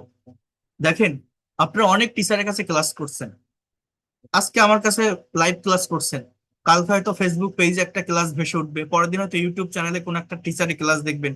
বিভিন্ন জায়গা থেকে ক্লাস দেখতে থাকলে আপনি নিজেকে প্রশ্ন করে দেখবেন, আপনার দিনের পর দিন, মাসের পর মাস, বছরের পর বছর যেতে থাকবে, আপনাকে ইংরেজি শিখে যেতে হবে, আপনি শেষ নামাতে পারবেন না। আর ওই 5 মিনিট 10 মিনিটের ছোট ছোট কন্টেন্ট দেখে কখনো ভাষা শেখা যায় না। ভাষা শিখতে গেলে এটার অরিজিনটা বুঝতে হয়, কেনর উত্তর খুঁজতে হয়। যে আমি ইংলিশে কথা বলতে পারি না, আমি স্পোকেন ইংলিশ জানি না, কেন জানি না, কোন জায়গাটাতে মূলত সমস্যা, কিসের কারণে কথা বলতে পারি না। শুধু ওই শিখে গেলাম শিখে গেলাম শিখে গেলাম, এটা প্লাস এটা প্লাস এটা এরকম হয়, এইটা হাজারো সেন্টেন্স করতে পারবেন, ইংরেজি শেখার জন্য এই স্ট্রাকচারটি শিখে রাখুন, ওই স্ট্রাকচারটি শিখে রাখুন, নাথিং, কোনো কিছুই শেখা লাগে না।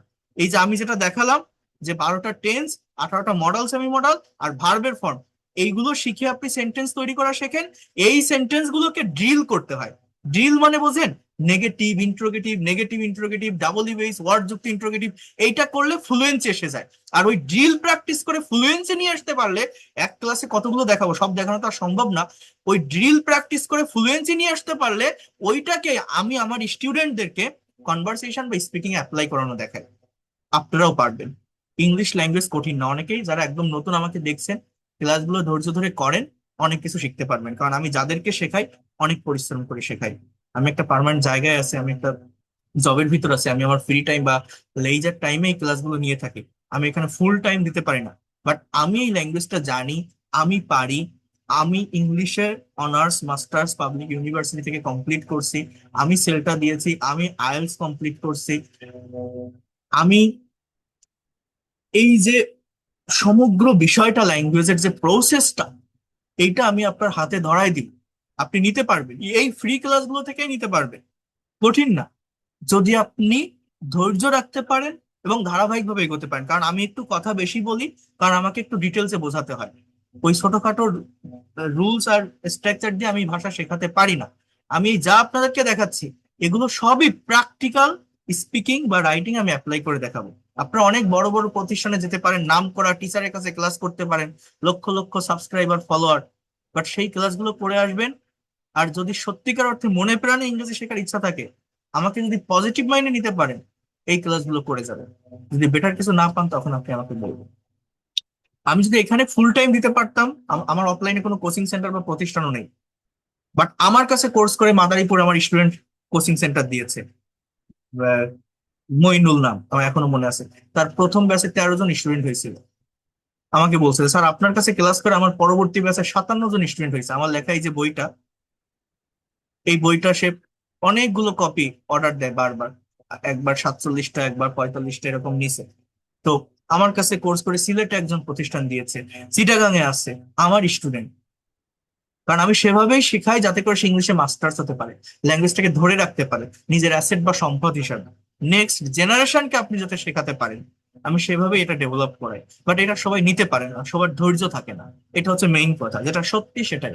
তো এই যে বিষয়গুলো আমি বললাম বা দেখালাম, যে ইংলিশ ল্যাঙ্গুয়েজটা ডেভেলপ করতে গেলে আপনার টাইমের পরিবর্তন করতে হবে, সময়ের পরিবর্তন করতে হবে। সময়ের পরিবর্তনটা, আমি স্পিকিং করতে পারছি না কেন, আমি যে টাইমে কথা বলতে চাচ্ছি সেই টাইম অনুযায়ী ভার্বের যে অ্যাকচুয়াল ফর্ম, সেটা আমি মেনটেন করতে পারছি না, সেটা আমি ইউজ করতে পারছি না। তো সেটা করতে হবে। এখন আমি বলছি, এই দেখেন আমার এখানে এগুলো সবই অর্গানাইজড ওয়েতে আছে। আমার পেইড কোর্সের যে ক্লাসগুলো নেই, আমার আজকে ইয়েটা চলে গেছে, এই জন্য মানে কি বলে, লাইসেন্স চলে গেছে এই মাইক্রোসফট অফিসে। এই জন্য আমি এখান থেকে দেখাতে পারছি না ওইভাবে, না হলে আমি আরো সুন্দর করে বোঝাতাম আপনাদেরকে। দেখেন, এখানে এই যে টেন্স দিয়ে একটা ভার্ব দিয়ে 12টা সেন্টেন্স এখানে তৈরি করা আছে। এখানে ছোট দেখা যাচ্ছে যদিও। I go to school, I went to school, I will go to school, I am going to school, এভাবে 12টা টেন্স দেওয়া আছে। এভাবে 12টা টেন্স কভার করার পর দেখেন এই যে মডাল এবং সেমি মডাল ভার্ব দিয়ে, প্রত্যেকটা মডাল ভার্ব দিয়ে can, could, may, might, shall, should, হ্যাঁ, সাপোজ টু, টোটাল 30টা সেন্টেন্স এখানে আছে। এখন আমি আপনাদের যেটা বোঝাতে চাচ্ছি সেটা হচ্ছে একটা পার্ট তো আমি দেখালাম বা বললাম যে স্পোকেন ইংলিশে মূলত প্রবলেমটা কোথায় বা সমস্যাটা কোথায় বা আমরা কেন পারি না। এখন আমি একটু আরেকটা পার্ট আপনাদেরকে দেখাই, আপনারা আগে এইটা একটু নেওয়ার চেষ্টা করেন। আর আমি যে ভার্বের ফর্মগুলোর কথা বলছি এগুলো আমি আপনাদেরকে দিব হোয়াটসঅ্যাপ গ্রুপে, আমি ফ্রিতে আপনাদের দিয়ে দিব, বা যারা পার্সোনালি নিতে চান নিতে পারবেন। মোস্ট ইম্পর্টেন্ট যে ভার্বের ফর্মগুলো আছে, এটা আমার বইতে লেখা আছে, বাট আমি তার বই দিতে পারবো না আপনাদের। পিডিএফ ফাইল, শর্ট পিডিএফ ফাইলটা আমি দিতে পারবো। তো আমি এবার আরেকটা বিষয় একটু দেখাই, সেটা হচ্ছে আহ ইংলিশে এই যে কথাগুলো আমি বললাম এই কথাগুলোর উপরে ভিত্তি করে সার্টেন টপিকের উপর আমরা যখন স্পিকিং করব, আমরা যখন ইংলিশে প্রেজেন্টেশন দিব, এই স্পিকিং বা প্রেজেন্টেশন দেওয়ার ক্ষেত্রে আমাদের এই টাইমটা মেনটেন করা খুব জরুরি। টাইমটা মেনটেন করা জরুরি বলতে কেমন দেখেন, একটু বল। মনে করেন আপনি এখন আমার কাছে ক্লাস করছেন, আমি আপনার থেকে একটা স্পিকিং টেস্ট আমি নিব। আমি আপনাকে বললাম যে what do you do everyday, or what's your daily activities, আপনি প্রতিদিন কি করেন, আপনার প্রতিদিনের কাজগুলো কি, আপনাকে ইংলিশে ডেসক্রাইব করতে হবে। এই কথাটা আমি আপনাকে বললাম। এখন দেখেন আপনি কিভাবে সার্টেন একটা টপিকের উপর প্রেজেন্টেশন দিবেন। যারা স্পিকিং এ দুর্বল, যারা প্রেজেন্টেশন দিতে পারেন না, ভালোভাবে বোঝার চেষ্টা করেন। প্রতিটা ইংলিশ সেন্টেন্সে কিন্তু সাবজেক্টের পরেই ভার্ব থাকে। তো এই জায়গাটা একটু ফোকাস করেন। আপনি যখন আপনার ডেইলি অ্যাক্টিভিটিসটা ডেসক্রাইব করবেন, অলওয়েজ ফোকাস রাখবেন ভার্বের উপর। যেমন দেখেন, প্রথমে কথা বলতে গেলে একটা ইন্ট্রোডাকশন বা গ্রিটিংস আপনার প্রয়োজন। তো আপনি এইভাবে দিলেন যে আসসালামু আলাইকুম, good afternoon you all, I am Sakib before you. Before এর পরিবর্তে আপনি বলতে পারেন ইন ফ্রন্ট অফ ইউ, আমি সাকিব বলছি আপনাদের সামনে। I am really glad to share my feelings, আমি সত্যি আনন্দিত আমার অনুভূতিগুলো ব্যক্ত করতে পেরে। I will try to say something about my daily activities, আমি আমার প্রতিদিনের কাজকর্ম সম্পর্কে কিছু বলার চেষ্টা করব। এবার দেখেন কি বলছে, I get up early in the morning every day, আমি প্রতিদিন খুব সকালে ঘুম থেকে উঠি। সাবজেক্ট কে, আই, ভার্ব কি, get up. Then I brush my teeth, আমার দাঁত ব্রাশ করি। I wash my face and take ablution for ফজর প্রেয়ার, আমি মুখ ধুই এবং ফজরের নামাজের জন্য উজু করি। After that I do some exercise, তারপর আমি কিছু ব্যায়াম করি। Then I refresh my self and take my breakfast, আমি ফ্রেশ হই এবং আমার ব্রেকফাস্ট করি। Then I get ready to go to office or college at 9:30 AM, আমি 9:30টার দিকে অফিসে যাওয়ার জন্য রেডি হই। I start my work, I take lunch at 2 PM, আমি 2টায় লাঞ্চ করি। After that I come back from office at 5 PM, আমি 5টায় অফিস থেকে বাসায় আসি।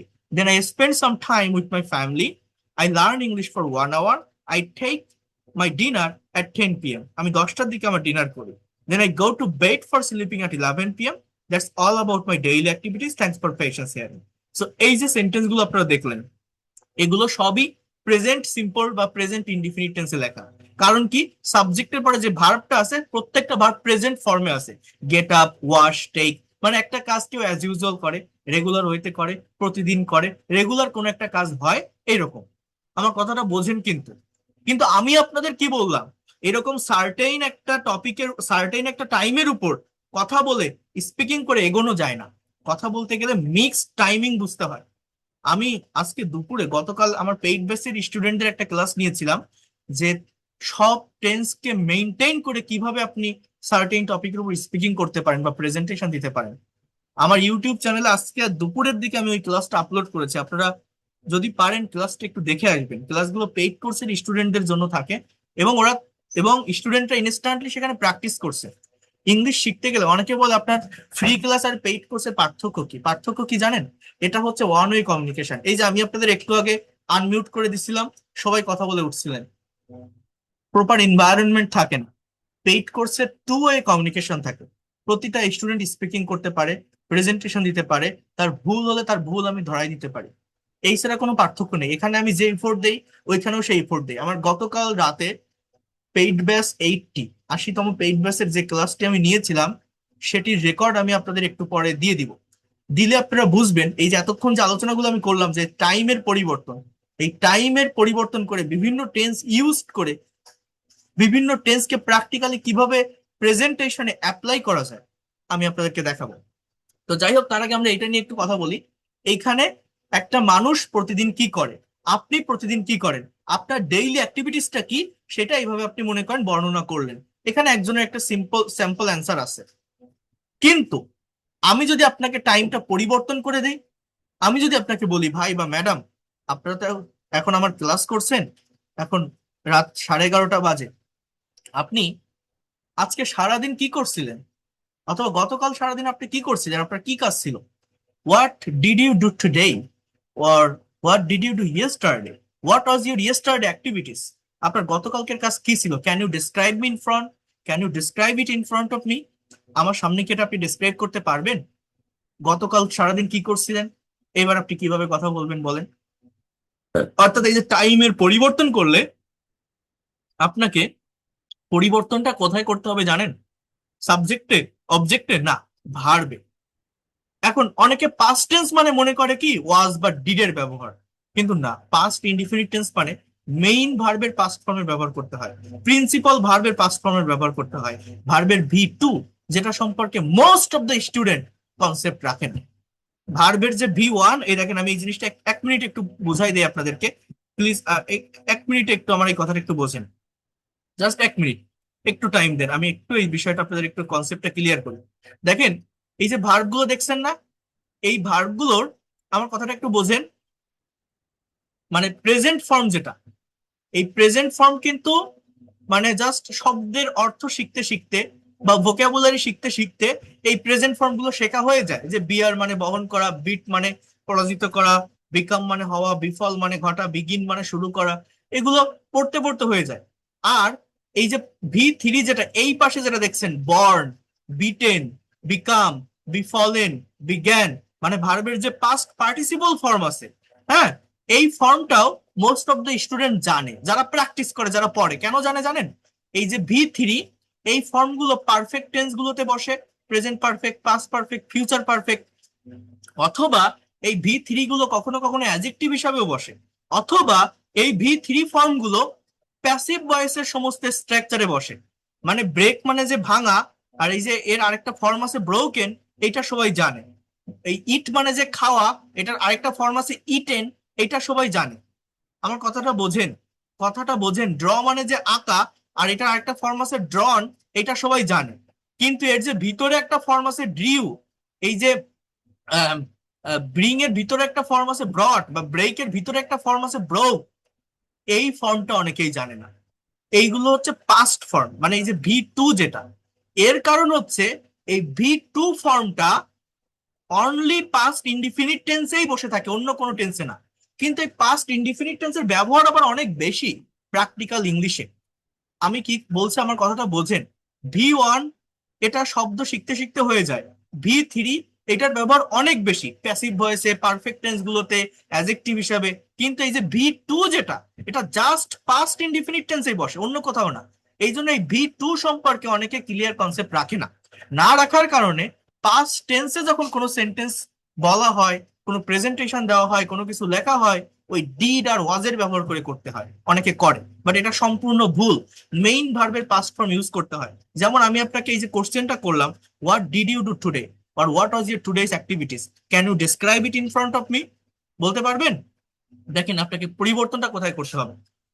ফার্স্টে তো আপনি এরকম গ্রিটিংস দিবেন, তারপর দেখেন এইখান থেকে বডি পার্টটা দেখেন, I got up early in the morning yesterday, গতকাল আমি খুব সকালে ঘুম থেকে উঠেছিলাম, গেটের পাস্ট ফর্ম কি, গট, এইটা আপনাকে জানতে হবে। Then I brushed my teeth, I washed my face and took ablution for ফজর প্রেয়ার, বাংলাটা কি তাহলে, তারপর আমি দাঁত ব্রাশ করেছিলাম, মুখ ধুয়েছিলাম, ফজরের নামাজের জন্য উজু করেছিলাম।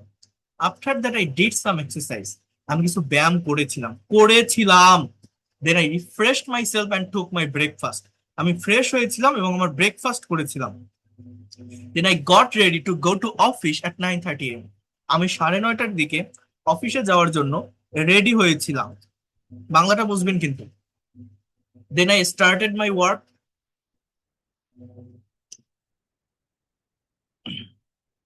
I took lunch at 2 p.m. After that, I came back. দেখেন কামের পাস্ট ফর্মটা হচ্ছে came from office at 5 p.m. আমি 5টায় অফিস থেকে বাসায় ফিরেছিলাম। Then I spent some time with my family. আমার পরিবারের সাথে কিছু সময় কাটিয়েছিলাম। I learned English for 1 hour. আমি 1 ঘন্টার জন্য ইংরেজি শিখেছিলাম। I took my dinner at 10 p.m. আমি 10টায় আমার ডিনার করেছিলাম। Then I went to bed for sleeping at 11 p.m. আমি 11টায় বেডে ঘুমানোর জন্য গিয়েছিলাম। That was my yesterday activities. Thanks for your patience. তাহলে দেখছেন, অতীতের কথাগুলো বলতে গেলে আপনাকে ভার্বের পাস্ট ফর্ম ব্যবহার করতে হবে। এই যে গট আপ, ব্রাশড, ওয়াশড, টুক, রিফ্রেশড, এগুলো ব্যবহার করতে না পারলে তো হবে না। এবার আমি যদি আবার টাইমের চেঞ্জ করি, আমি যদি বলি ভাই বা ম্যাডাম আপনারা তো এখন ক্লাস করছেন, what will you do tomorrow আর what will be your tomorrow activities, আপনি আগামীকাল সারাদিন কি করবেন বা আপনার আগামীকালকে সারাদিনের কাজ কি হবে, ইংলিশে বলতে পারবেন? কিভাবে বলতে হয় জানেন? যে স্যার আমি আগামীকাল এই টাইমে ঘুম থেকে উঠবো, ফজরের নামাজ পড়বো, একটু এক্সারসাইজ করবো, অফিসে যাব, একজনের সাথে দেখা করব। এই যে যাব, করব, খাবো, চলবো, এটা বলতে গেলে প্রেজেন্ট ফর্মের ভার্বের আগে জাস্ট উইল যুক্ত করতে হয়। শ্যাল বা উইল এর ব্যবহারটা হয়। শ্যালটা ফার্স্ট পার্সন সাবজেক্টের সাথে ইউজ করা যায়, সেকেন্ড বা থার্ড পার্সনের সাথে ব্যবহার করা যায় না, বাট উইলটাকে যে কোনো পার্সনের সাথেই ব্যবহার করা যায়। এই জন্য শ্যালকে স্কিপ করে সব জায়গায় উইলের ব্যবহার করলে এটা বেটার হয়। যেমন দেখেন, I will get up early in the morning tomorrow. আমি আগামীকাল খুব সকালে ঘুম থেকে উঠবো। Then I will brush my teeth. আমি দাঁত ব্রাশ করব। I will wash my face and take ablution ফজর প্রেয়ার। আমি মুখ ধুবো এবং ফজরের নামাজের জন্য উজু করব। I will do some exercise. I will refresh my self. I will get ready to go to office. দেখছেন, মানে আমি অফিসে যাওয়ার জন্য রেডি হব, কাজ শুরু করব, লাঞ্চ করব। খুবই সিম্পল। সাবজেক্টের পর উইল প্লাস ভার্বের বেস ফর্ম বা প্রেজেন্ট ফর্ম। তার মানে আমি আপনাদের যেটা বলতে চাচ্ছি, আপনি যখন কথা বলবেন, আপনি যখন স্পিকিং করবেন, একটা সার্টেন টাইমের উপর মেনটেন করে ভিত্তি করে কথা বলা যায় না, স্পিকিং করা যায় না। স্পোকেন ইংলিশটা হচ্ছে মূলত ভার্বের ফর্মের পরিবর্তন, টাইমের পরিবর্তন। এই যে 3টা প্রেজেন্টেশন দেখছেন না, আমরা ইংলিশ পারি না কেন জানেন? আমরা কথা বলি না তাই পারি না। আপনি একটা সাবজেক্ট নেন, এবার আপনি যে কাজটা করেন, এখানে একজনের একটা স্যাম্পল অ্যান্সার দেওয়া আছে, আপনার অ্যান্সারটা আপনি দেন। আপনি প্রতিদিন কি করেন, আপনি গতকাল কি করেছিলেন, আপনি আগামীকাল কি করবেন, 3টা টাইমের উপর ডিপেন্ড করে 3টা আলাদা প্রেজেন্টেশন আপনি তৈরি করেন। Daily activities, past activities, future activities. একবার তৈরি করেন, একবার ইংলিশে স্পিকিং করেন, কথা বলেন, নিজের ভিতরে কনফিডেন্ট পাবেন। অনেকে মনে করে আমি কিছুই জানি না, পারি না, আগে গ্রামার শিখি, ভোকাবুলারি শিখি, আগে ভালো করে শিখে নেই, তারপর একদিন কথা বলবো। কথা বলতে গেলে আপনারা যারা ভয় পান, শাই ফিল করেন, ভয় পাওয়ার কিছু নেই। কথা বলা শুরু করতে হবে। আগে শিখে নিব তারপর বলবো, এই অপেক্ষায় থাকলে হবে না। আমার প্রত্যেকটা স্টুডেন্টকে আমি প্রথম দিন থেকে স্পিকিং করাই। প্রথম দিন থেকে স্পিকিং না করলে কখনো ভাষার ডেভেলপমেন্ট আসে না। বুঝতে পারছেন? স্পিকিং করতে হবে। সো এইভাবে যদি আপনারা আপনাদের অ্যাক্টিভিটিস দিয়ে 3টা প্রেজেন্টেশন তৈরি করেন, দেখবেন আপনি কনফিডেন্ট পাবেন, আপনার ভিতর প্লেজার কাজ করবে, আপনার কথা বলতে ইচ্ছা হবে। হ্যাঁ, তো এটা হচ্ছে মেইন বিষয়। আমি আপনাদের এগুলো পাঠিয়ে দিব, রেকর্ডেড ক্লাস পিডিএফ ফাইল।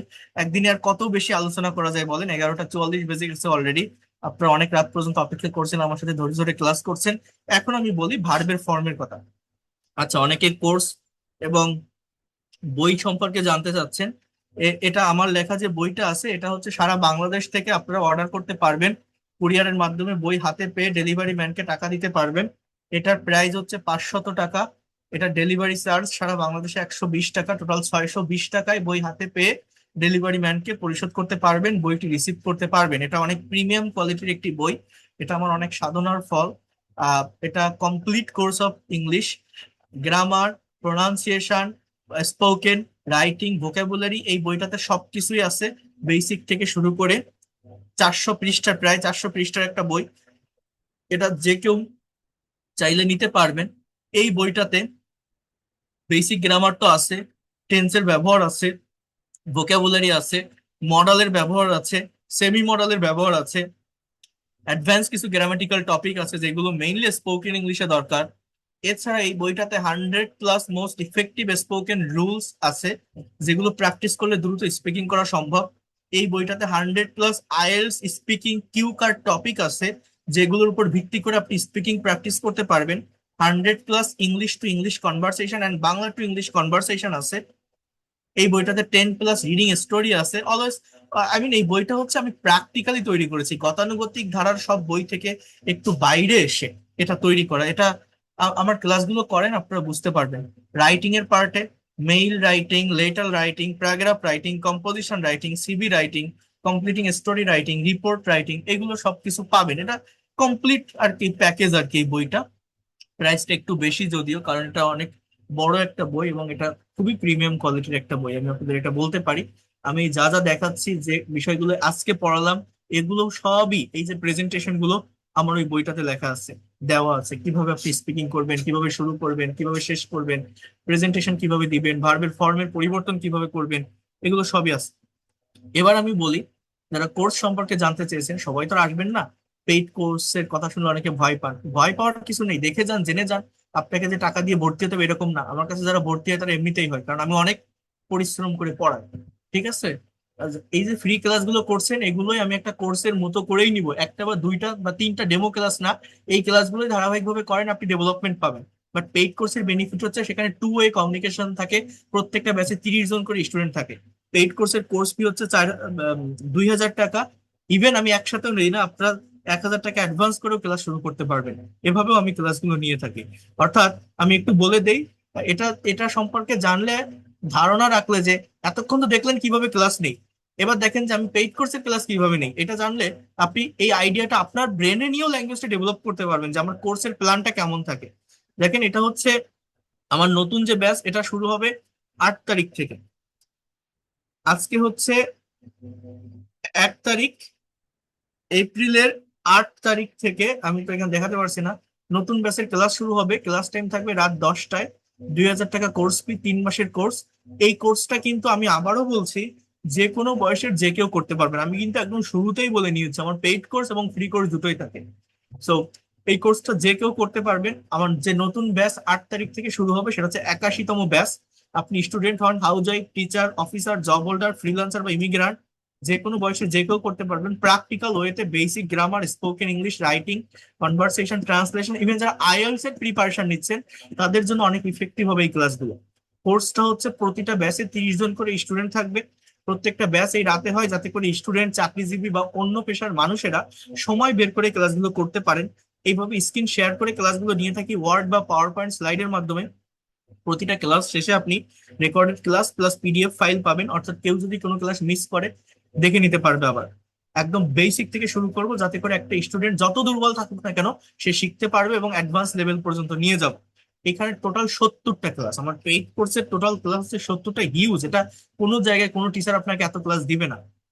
এবং এটা ধারাবাহিকভাবে কিভাবে হয় দেখেন, প্রথম 10টা ক্লাস থাকবে বেসিক গ্রামারের উপর, যাতে করে আপনার ইংরেজির ভিত্তিটা মজবুত হয়, ক্রিয়েটিভ ডেভেলপমেন্টটা আসে।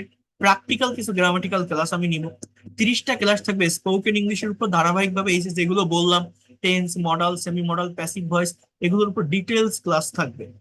এরপর 40 থেকে 50 নম্বর 10টা ক্লাস থাকবে ফ্রি হ্যান্ড রাইটিং এর উপর, বিশেষ করে যারা BCS, bank job, admission test, বা যারা রাইটিং এ এক্সপার্ট হতে চান, যারা ফ্রিল্যান্সার আছেন, যারা হাউস ওয়াইফ আছেন, তাদের জন্য এই ক্লাসগুলো অনেক ইফেক্টিভ হবে।